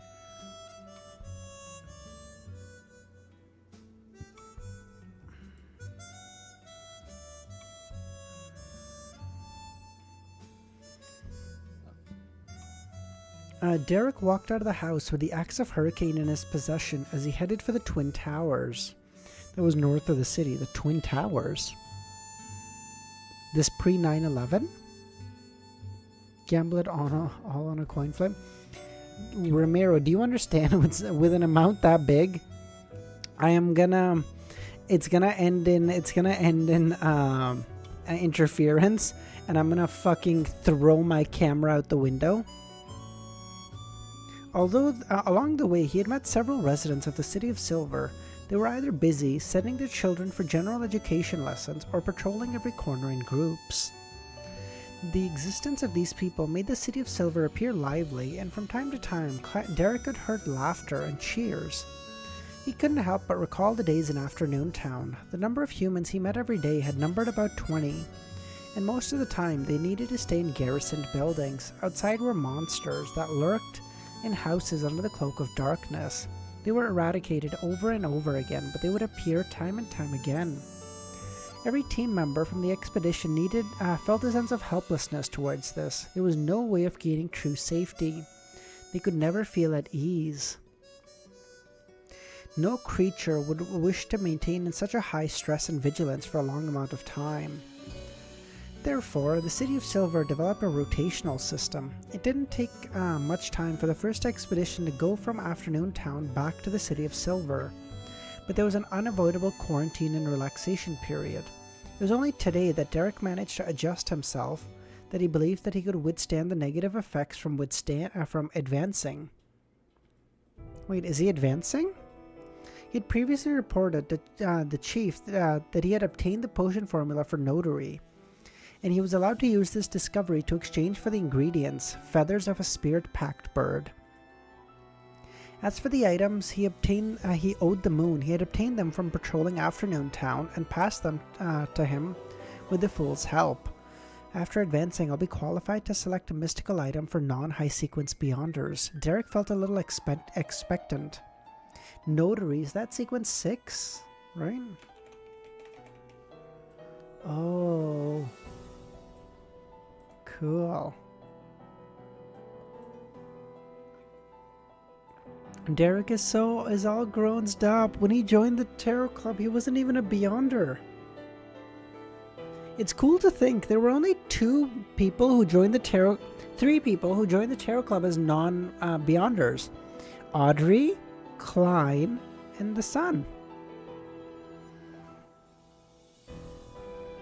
Although the material warehouse and the mystical items were all in the spire where they were watched by the 6-member council, Derrick's goal was the steeple, where he could exchange his contribution points for items. Just as he was about to enter the steeple, he felt a spiritual perception trigger. He looked up at the spire and saw a woman watching him, Shepherd Lovia. When their gaze met, Lovia's gaze seemed to penetrate his soul, but her expression remained the same. She even nodded slightly. She's not greeting me, but the person behind me. Derrick came to a realization. This is from experience he slowly accumulated under the Tarot Club. He nodded in response as he retracted his gaze and entered the steeple. At night, in a private harbor in Bayam, the Golden Dream, with its strange main cannon, docked by the side of the harbor. Dantis carried this local specialty that the residents... Fuck, I'm so sleepy. That the resistance had given him as he waved with a beaming smile and head up the gangway. He had been leading an extremely comfortable life in recent times. As an envoy who sent arms and food and small amount of beyonder ingredients, he received quite a good treatment. He ate sumptuously and enjoyed himself. He was even invited to watch the ritual in which the sea god blessed his believers. After witnessing all this, he came to a realization. Bayam, or perhaps all colonies, would eventually embroil themselves in intense conflict. It was something that wouldn't ease with decades or even centuries. Therefore, Dantis decided to sell most of his properties in Bayam, leaving behind only one property. He found the chance to buy properties in the Intis capital, Trier, and Backland, as well as extremely idyllic and peaceful villages. Now, what Klein needs to do is, after he gives up this persona as Dwayne, he needs to get Dantis to give his new persona the deed to one of the houses in Backland, or maybe not even the deed, just let him live there, rent-free, and now we're really cooking. I can take the opportunity to return to Alema town and visit mom and dad. Yes, I can buy one less house and get them a vineyard. He then puffed up his chest and said to Yodson, "Where's the captain? I need to report to her." "She's obviously in her cabin, Yodson tisked. Dantis scoffed as he walked with a provocative gait and entered the cabin where the Vice Admiral was. "Captain, I've completed the mission. Details." Dantis was already prepared as he gave a detailed description of what happened.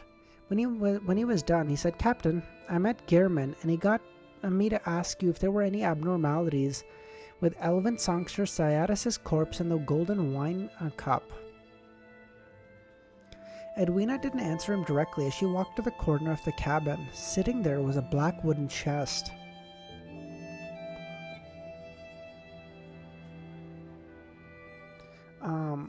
The Golden Dream was setting sail for Sonia Island, so Cyatus's and Mobet's remains remained on the ship. They were stored in a specially prepared chest.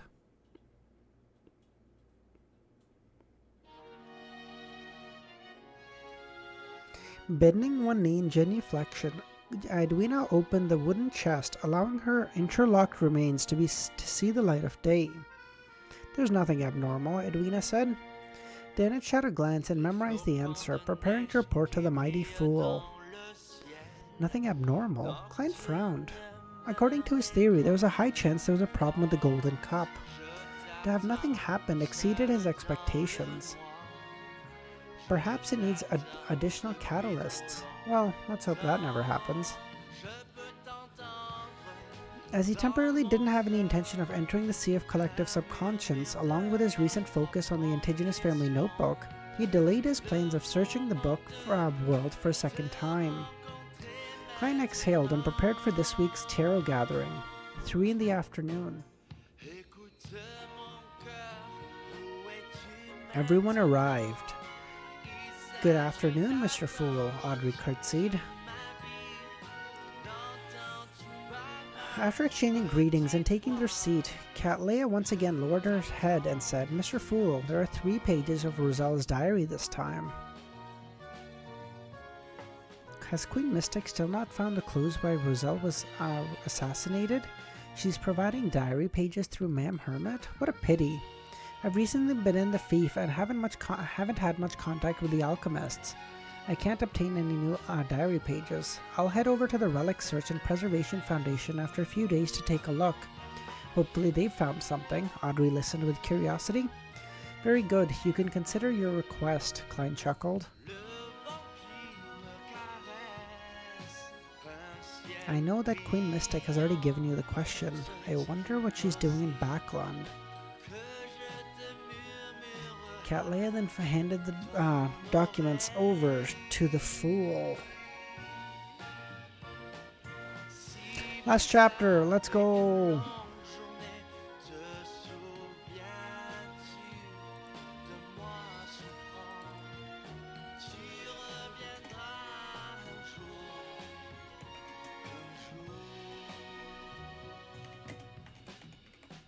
The deity's anchor. I don't know what that means.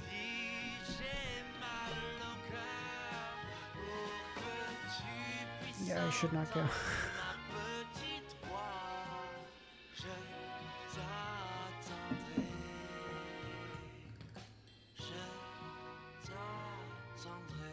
If I can finish this in the next 15 minutes, I would have just read 8 chapters in 2 hours, which is, I think, my best showing of speed ever. That would be crazy, because that would be 2 hours and 40 minutes is what it would normally take me. Knowing that the diary pages had been specially chosen by Queen Mystic, Klein focused. September 11th.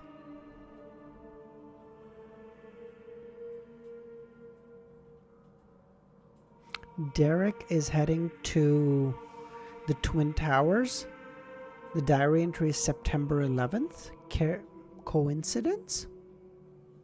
I think not.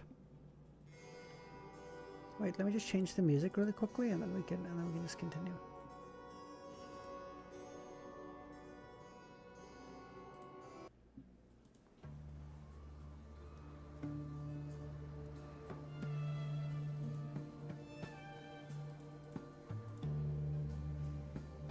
Derrick.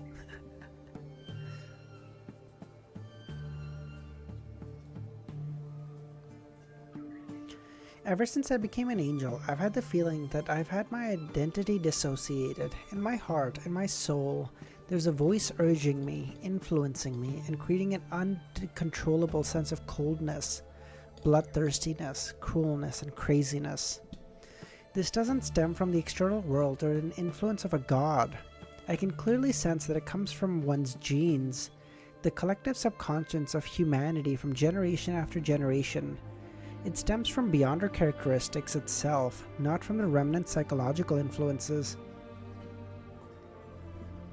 It makes me have a desire to hunt and kill. It makes me want to devour all living beings. With all living beings around me with beyond our characteristics, it requires me to spend a lot of effort to resist. Even if I've already acted and digested the potion, it doesn't improve. No wonder Mr. Dorr said that rationality is temporary, but madness is eternal.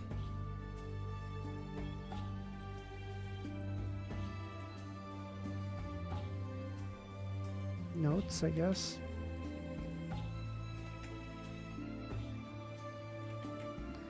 Oh, fuck. Okay, give me 2 seconds, guys. I know this is like a really important place. Someone's just calling me downstairs. I'll be back in 2 minutes, okay? Really sorry.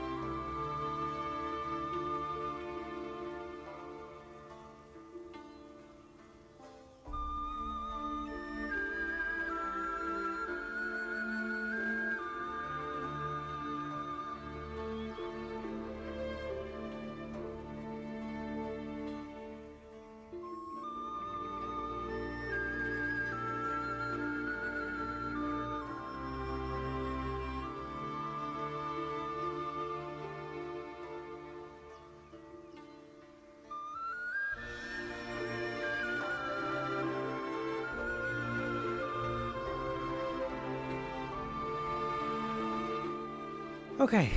Sorry, I'm back. Okay. Last time, I promise. Okay. Okay.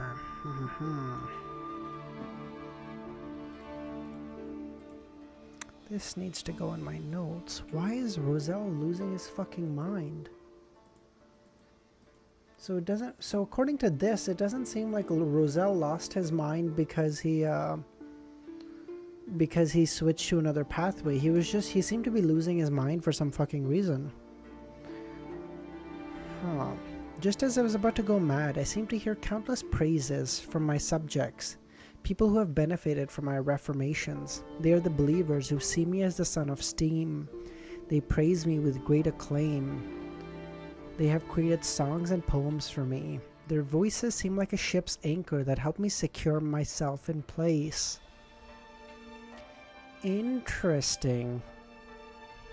So it's basically, okay, so like my instinct is that like it's his godhood rebelling against his remnant humanity, saying like, oh no, like stop valuing them, just kill them all, like, you know, they're insignificant, inferior objects to you.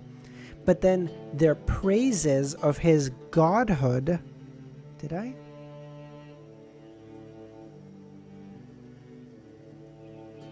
Oh yes, I did, thank you.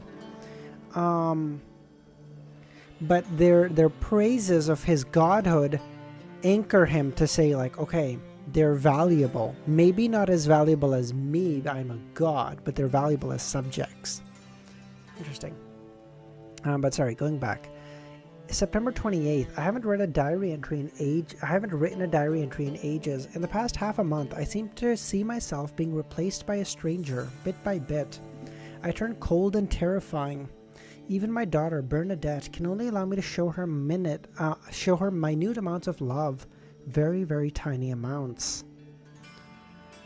I began to have the ability to resist that desire and that roar within me. Bit by bit, I walk out of it as I once again possess the feelings of a normal man, of a father, a husband.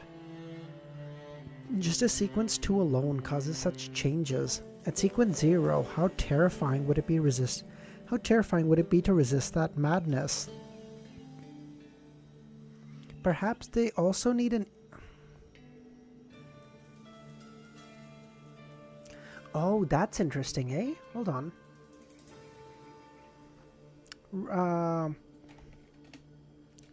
Oh, I just had a thought process really quickly. So you know how we have 7 major gods and that you can pray to any of them and you're fine?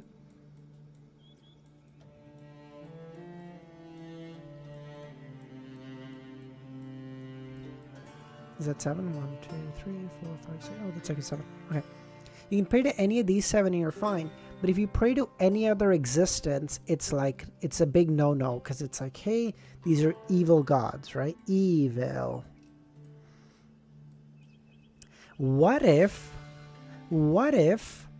these 7 are not good gods? Or what if these 7 are not mainly followed because they're good gods? What if they're good gods because they're one of the main gods? What if it's like, what if we're mistaking effect for cause here? Like, maybe what Roselle is describing happens to everyone. And the reason these gods are evil and out of their fucking mind is that not enough people praise them, not enough people pray to them to keep them sort of anchored to their humanity. And they lose themselves in just evil, and they're like, just, humans are ants, they're fucking worthless, just kill them all, do whatever you want, you know? But as more and more people pray to you, you become more anchored, you become more rooted to your humanity, and you're like, okay, they're people, they have some value, we should make sure they're doing okay, right? So what if we're mistaking cause for effect here? I feel like that's a cool theory. Aren't they all crazy? I mean, the Evernight Goddess seems kind of based, you know? You could just be like, oh, Evernight Goddess, I have some gambling debts. Please help me. And she just helps you pay them. That seems kind of based. If that existed, I would definitely pray to that goddess. Perhaps they also need an anchor so as to resist the beyonder characteristic and strong inclination to lose control. The urges buried deep in the collective subconscious. I also understand why they establish churches and why they want to spread their faith, to write stories for their factions and saints and leave legends for their angels. Aren't they all? Not all. Not aren't they all? Are they all crazy though? Oh, as in are all the evil ones crazy?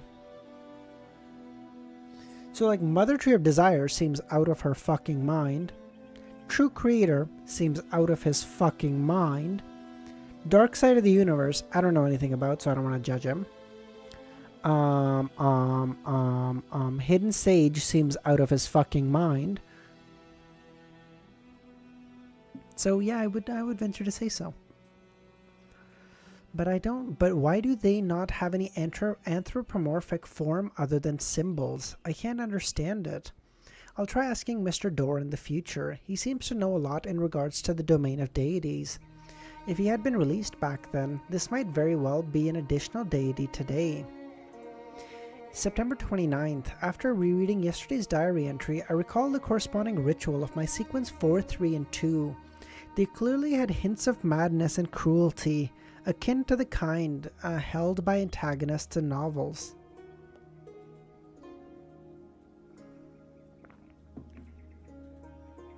A sequence pathway might very well be a path designed to be crazy and filled with despair. And this is the only path for humans to enjoy extraordinary strength. How laughable and ironic it is. We strive to save ourselves, only to better destroy ourselves. The first page's contents left Client's heart heavy and repressed. Someone who had joined the Twilight Hermit Order and someone who had seen the Blasphemy Slate, his understanding of the mysterious world and beyonder characteristic far exceeded him, but he was far more pessimistic. He seemed to believe that the world's origins were innately warped and crazy. But the seven gods found a way to maintain their rationality. Ordinary humans aren't without any use. Their recognition and spirituality can help a deity anchor their original image and retain their memories and rationality. But why would the seven deities abandon their anthropomorphic image and use sacred emblems as a form of abstraction? It doesn't match my theories. Maybe it's to further anchor themselves, because as a god, if you're anthropomorphizing yourself through statues and stuff, you're now mixing parts of you that don't, like a part of you that doesn't exist anymore. A saint is different from a god because they have like a decent amount of divinity in them, but there's still humanity here. An angel is much more God and much less humanity, but there's still some humanity present, right? A god has forsook that humanity altogether. So by anthropomorphizing yourself and like bringing that back in some degree, maybe you're making yourself more crazy, maybe? This better all be notes.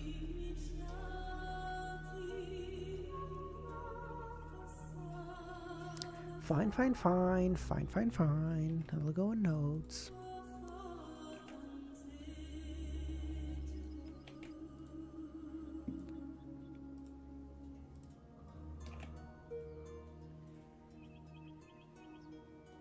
Hmm. 5th December, night of the blood moon, I conversed with Mr. Dorr. Like every time prior to this, he would always make requests to get me to help him to return to the real world, but he doesn't overly insist on it. He would randomly answer some of my questions. I'm doing the sub for the next interview, and damn, I might need a while to actually understand them. No worries, username. Okay. Okay, so what we'll do is I'm just feeling really tired. I feel like because we've been doing streams for so long, so consistently, I think I just need like a bit of a break. Is it okay if tomorrow morning we'll do a stream, but we'll just do like a reaction stream? We'll react to a whole bunch of stuff. We'll react to interviews. We'll do a whole bunch of stuff. I won't do any reading. I'm just like, I'm feeling really tired and burnt out. Is it okay if we just do that for like tomorrow morning? Just because like normally I used to be so excited to read and I'd be like, yes, like let's fucking go. I really want to see what happens. And now I'm like, okay, I gotta stream in like 2 hours. Let's just like lay down. Like, and I don't like that because I love reading it, but it feels like when I'm reading right now, it's like something I'm having to slog through. And it's like, I don't want to do that, you know? Rewatch all the trailers like easy. Yeah, fuck it. We'll just react for 3 hours. Fuck it. As I already knew of the legends of the King of Angels, I mainly asked Mr. Dorr about the strength of angels, about the level of strength that Kings of Angels have. Mr. Dorr said that some of the Kings of Angels accommodated the uniqueness, while others consumed 2 sets of Sequence 1 potions. It could also be both. Yeah, you can take a break after 1350. I'm not saying I'm not gonna stream. I'm just saying like just a little bit of a break. A more chilled one where I'm not talking for 3 hours straight. Okay, that is really scary, dude. There are some Kings of Angels that are literally 1 sequence, 1 potion away from being a true god. That is terrifying. Like Amon could be theoretically like a pissing distance away from being a true god, if he is the last kind.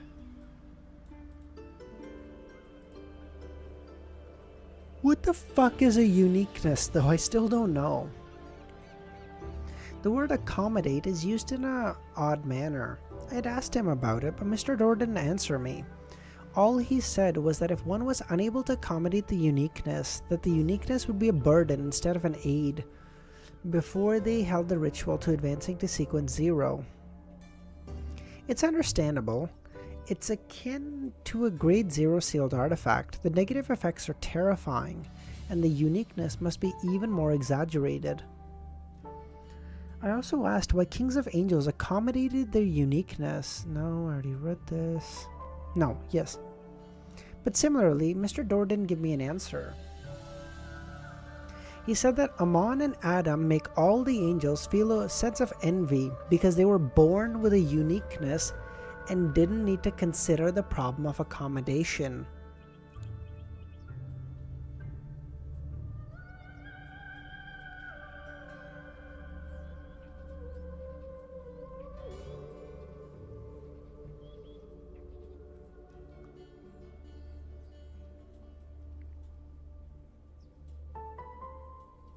From another point of view, does it mean that Amon and Adam's state is equivalent to having consumed a Sequence 1 potion and a uniqueness? As expected of the Creator's sons. The Creator, who is known as an ancient sun god, was so powerful that he could pass on a uniqueness to each of his 2 sons, as well as a Sequence 1 characteristic. Was he trying to purify himself to eliminate any unneeded interference? See, I feel like this works with my theory, no? Like, I feel like that basically confirms my theory.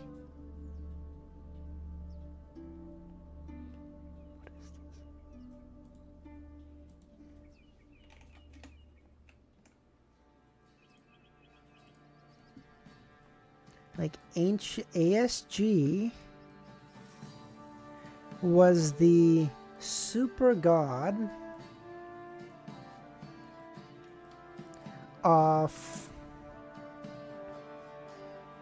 the, let's just say he's of the 3 that we know. Let's just say he is of the Marauder, Seer, and Apprentice pathway, okay?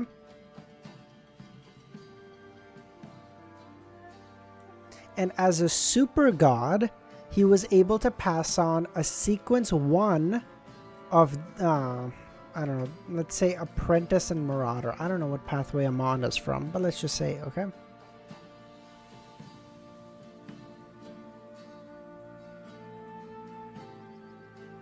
Exactly. Because ASG he could not be a god. He could not be a sequence 0 and give his son sequence 1 characteristics because they can't exist. There isn't enough for them to go around. They would have to be sequence 2s. And even then, they would have to be sequence 2s of the same pathway. How would they be sequence 1s of sequence 1s or 2s in that scenario of different pathways, and each possess a different uniqueness? If he was a true god, he would have one pathway underneath him. Where the fuck did he get the sequence? Where did he get the uniqueness of another pathway to pass it on? I feel like this basically confirms that there's a thing above God. ASG was the old super god of the Marauder, Seer, and Apprentice pathway, and he gave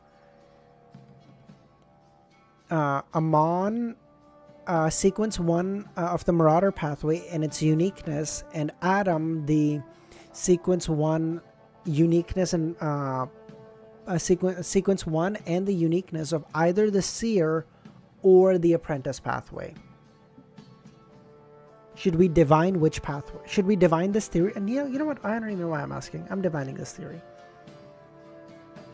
Could he be have had non-compatible ones and now he's trying to get rid of it?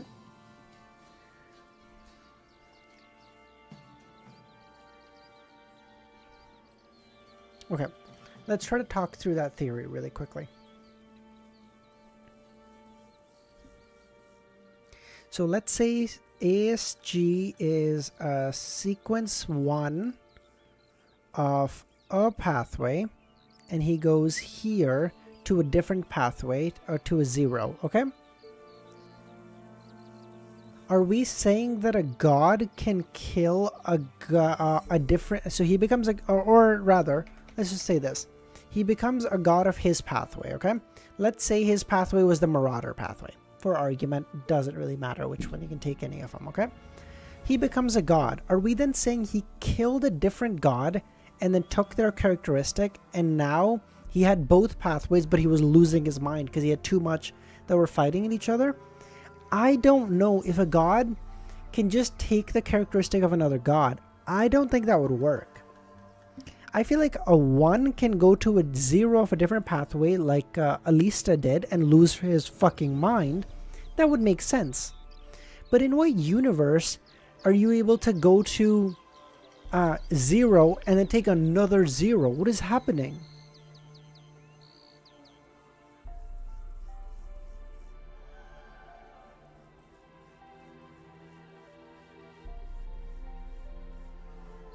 Could have killed the King of Angels of another pathway? That's true, but then he would have the characteristic. He wouldn't be able to give it to his children so they be born with it. Do you know what I mean? If like it said, Kings of Angels can possess a uniqueness, but then they have to accommodate it. If he possessed the uniqueness of a separate pathway because he killed that god and he possessed it, Adam or Amon could be born and he could give them that uniqueness, but then their soul, I assume, would have to accommodate it. But Amon and Adam were born with it, as in from the moment of conception it was there. Which I don't think he could have, because I don't think a sequence 0 can just nom other sequence 0 characteristics. What if he took it and regraded it? Oh, what if he took it and regretted it? Yeah, again, I just don't principally think a sequence 0 can just nom the characteristics of other sequence 0s. I don't think that works. Principally. Okay, so let's just divine this theory really. No, like as in I think there's like a physical limitation to it. Like you just can't do it. Like if you did it, you just die. You just like your body, like it would just be. What are we talking about? We just got some mad lore drops right now that Kings of Angels either are sequence 1 with a uniqueness, or a sequence, or 2 sequence 1 characteristics, or have 2 sequence 1 characteristics and and have a uniqueness. And that Amon and Adam were born with their uniqueness, so they didn't have to accommodate it. So I'm saying this principally proves my theory that ASG, Ancient Sun God, was a super god above what I'm assuming is the Marauder, Seer, and Apprentice pathway, and he gave his kids the sequence 1 of the Marauder and, let's say, Apprentice or Seer pathway and their uniqueness. Yeah, I don't think their bodies could handle it. Like, I feel like they would just eat it and go, ugh. Like, I just don't think your body could handle it. How do you become a fucking super god? Don't ask me, though. I don't know right now, okay? Okay, one problem at a time. Okay, all that being said, let's do divination. Let's do divine. Let's divine. Let's divine. Let's divine, baby. I need to withdraw because I've lost all my money. I'm gonna withdraw like 10,000 because in case I'm wrong. Okay.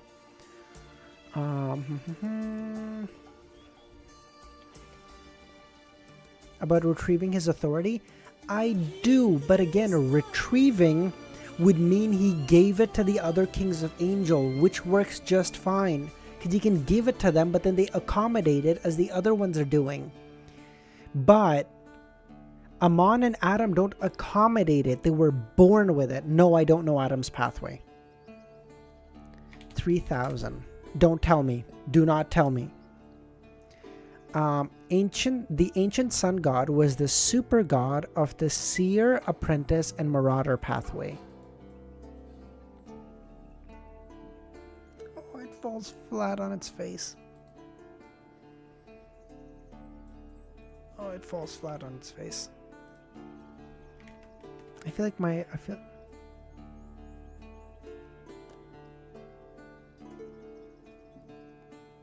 the last divination was wrong.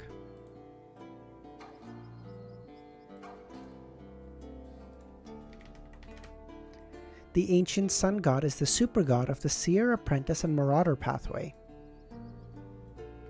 Interference. I can never do... I forget. I can never do a divination about Kings of Angels. I always get interference. Yeah, I can't do it with this. Okay, there's no point. It's too high level. I just get interference. Am I done reading? No. We're gonna finish this. We're gonna finish this chapter. We still have to finish it. And then I might just go for one more chapter because this feels like really cool lore drops. Fuck, I really don't want to keep reading. You know Adam's angel title? Yes, I think so. Adam.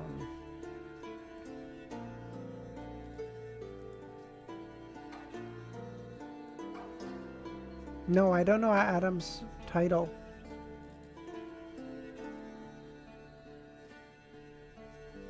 I don't know Adam's title. Principally speaking, I didn't even know. Do I? It's not in my notes then. I don't know. I don't know. Someone tell me then. Okay. Then does Mr. Door also accommodate an angel of imagine? Oh fuck! I do know this. Imagination. Fuck! Is he of the? Fuck! Is he of the spectator pathway? You're kidding. You're fucking kidding me.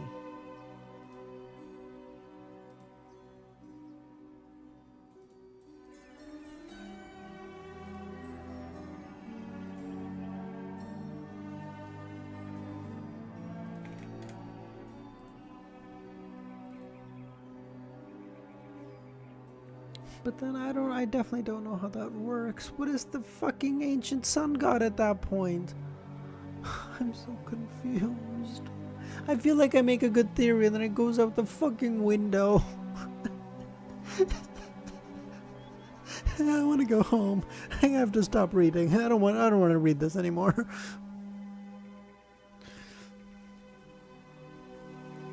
Then does Mr. Door also accommodate a uniqueness and possibly have consumed 2 sequence 1 potions?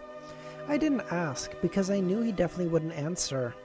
During the conversation, Mr. Door asked me told me not to say Adam's full name, otherwise I would be detected and the conversation would be discovered. Oh wait, so is Adam then the... If Adam has that power, is he the head of the... What's the secret organization? The Hermit Order? Because the Hermit Order has the same thing. So maybe he's the head of the secret order, the Hermit Order. Let me just add that to Twilight Hermit Order. Yes, thank you.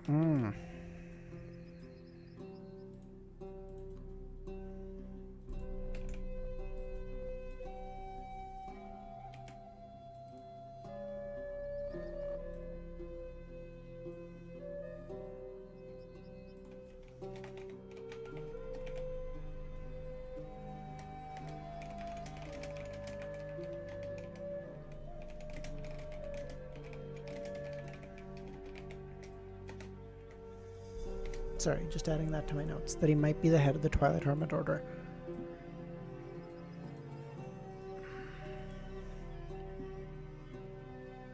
Mr. Door said it didn't matter. This is because the I had an inkling when I laughingly asked him that he didn't just say Adam's full name. Mr. Door said it didn't matter. This is because the apprentice's pathway, sequence 4, is called Secret Sorcerer. It has the meaning of maintaining secrecy, and although it's inferior to the Servant of Concealment of the Evernight pathway, it's enough for him to block any detection at his level. Secret Sorcerer. Hold on. Okay, I gotta add all these. Fuck, this is so much lore. This is crazy.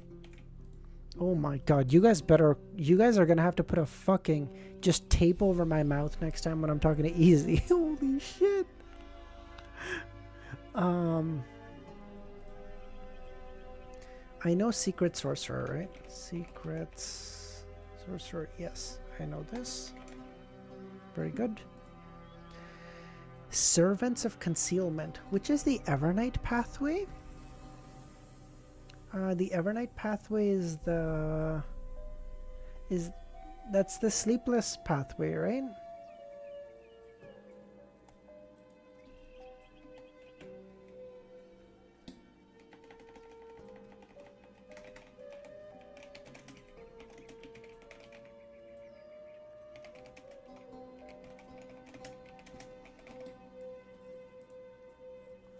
Okay, bro, I can guess the sequence name?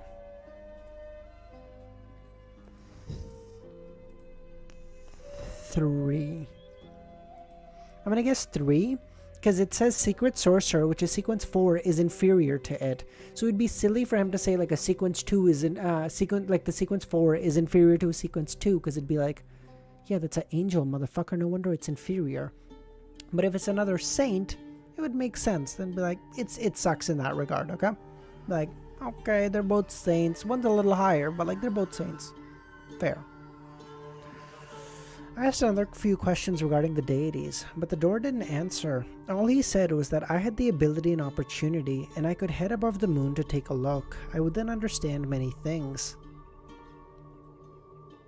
This is somewhat in line with my previous thoughts.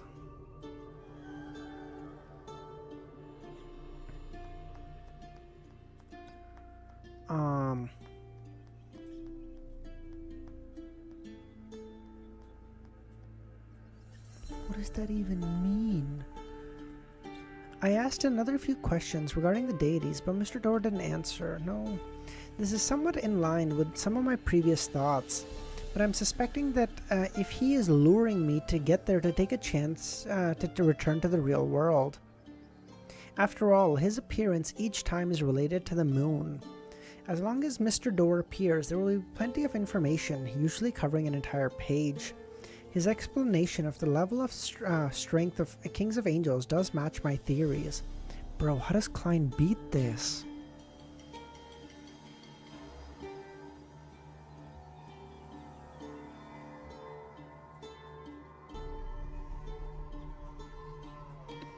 The simplified meaning of Kings of Angels will point to the creator who the City of Silver worships. The 8 Kings of Angels that are ruled by the ancient sun god, and of course, they must also fulfill the general definition. Thoughts rapidly flashed through Klein's mind. As for Rosel's theory about the ancient sun god, he was in strong agreement. He believed that the creator who was the City of Silver worshipped had reclaimed too many authorities of the ancient gods, causing him to show signs of insanity and chaos. Hence, he decisively gave birth to 2 sons to eliminate a portion of the waste.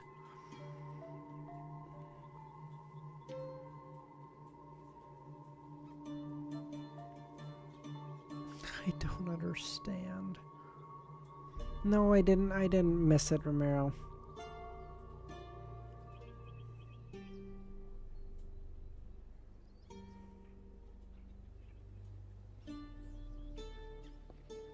So somehow the ancient sun god is like a super duper whooper Super Saiyan god, Super Saiyan fucking thing that somehow has 8 authorities under him?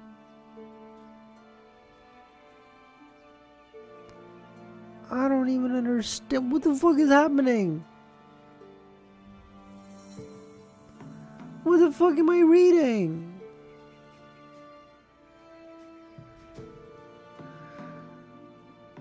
To put it simply, Amon and Adam are freebies that came with drinking potions.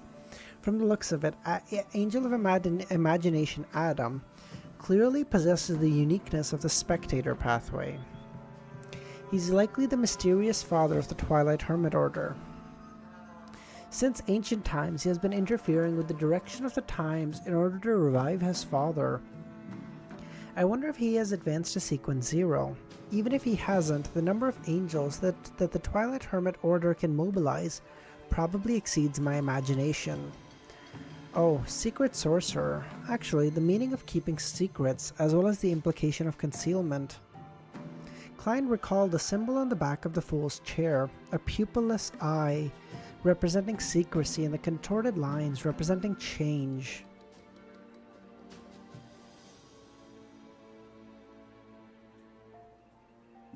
Oh, and this is like another, and this is like similar to the Attendant of Mystery from his pathway, right?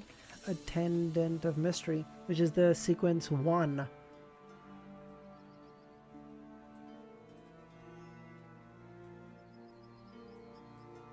Attendant of Mystery, Secret Sorcerer, and then the...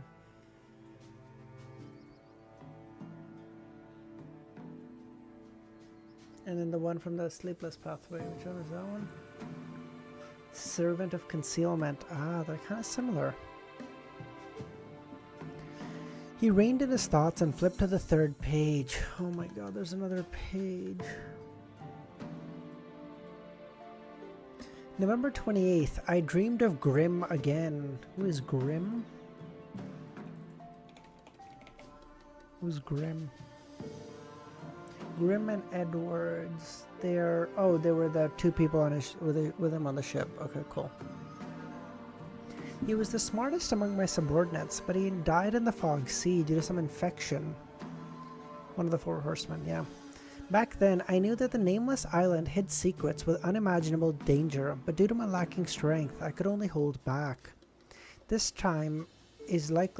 dream this time is likely a result of my spirituality reminding me that I can go explore that island and resolve the grim matter. November 29th, I summoned 3 subordinates, and with Benjamin Abraham's help and some searching, I found that island again. Benjamin Abraham? Brother. What a dog shit name.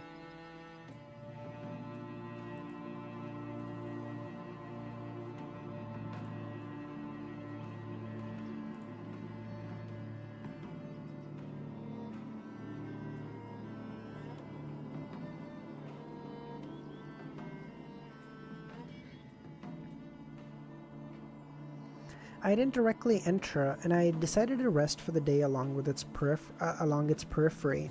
Edward said that he also dreams of Grimm, feeling a deep sense of guilt for not having managed to save him back then.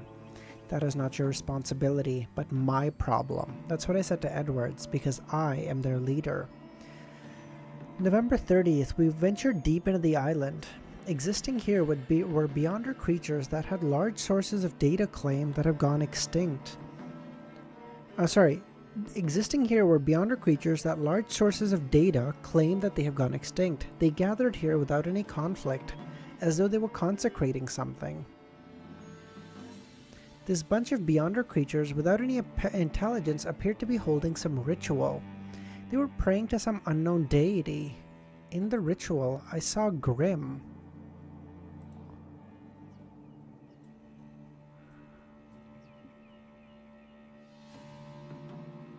Are they worshipping the ancient sun god?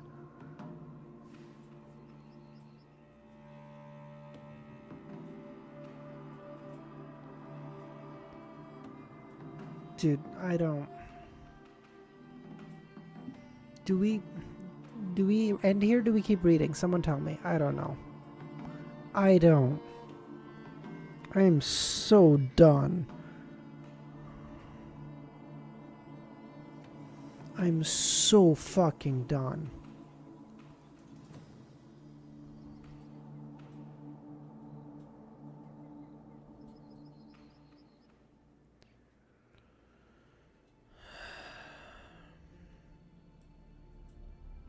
Your brain's still functioning? Barely. Like, I wouldn't even call it that.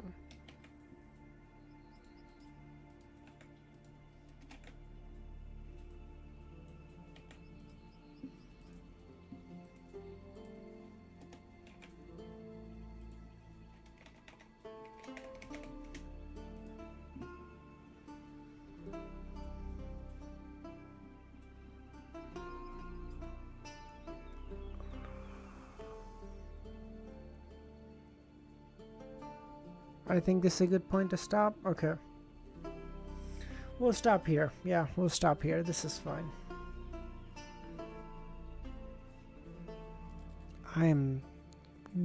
Yeah, we'll stop here. This is fine. Yeah.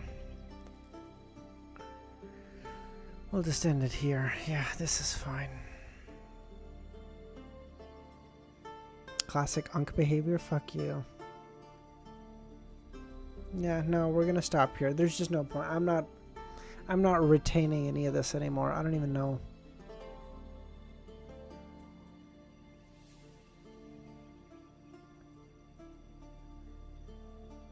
Kind of want to hear him cooking when he has a full brain. Yeah, exactly.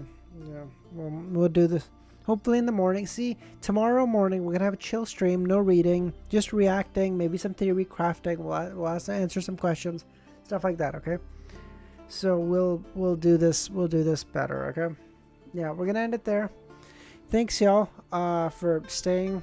What the fuck did I read? I'm so confused. Okay, that's fine. Yeah, thanks guys for coming. I hope y'all have a great rest of your day or nights. Yeah, I'm so fucking confused. Yeah, I'll see you guys hopefully tomorrow morning. That's it, guys.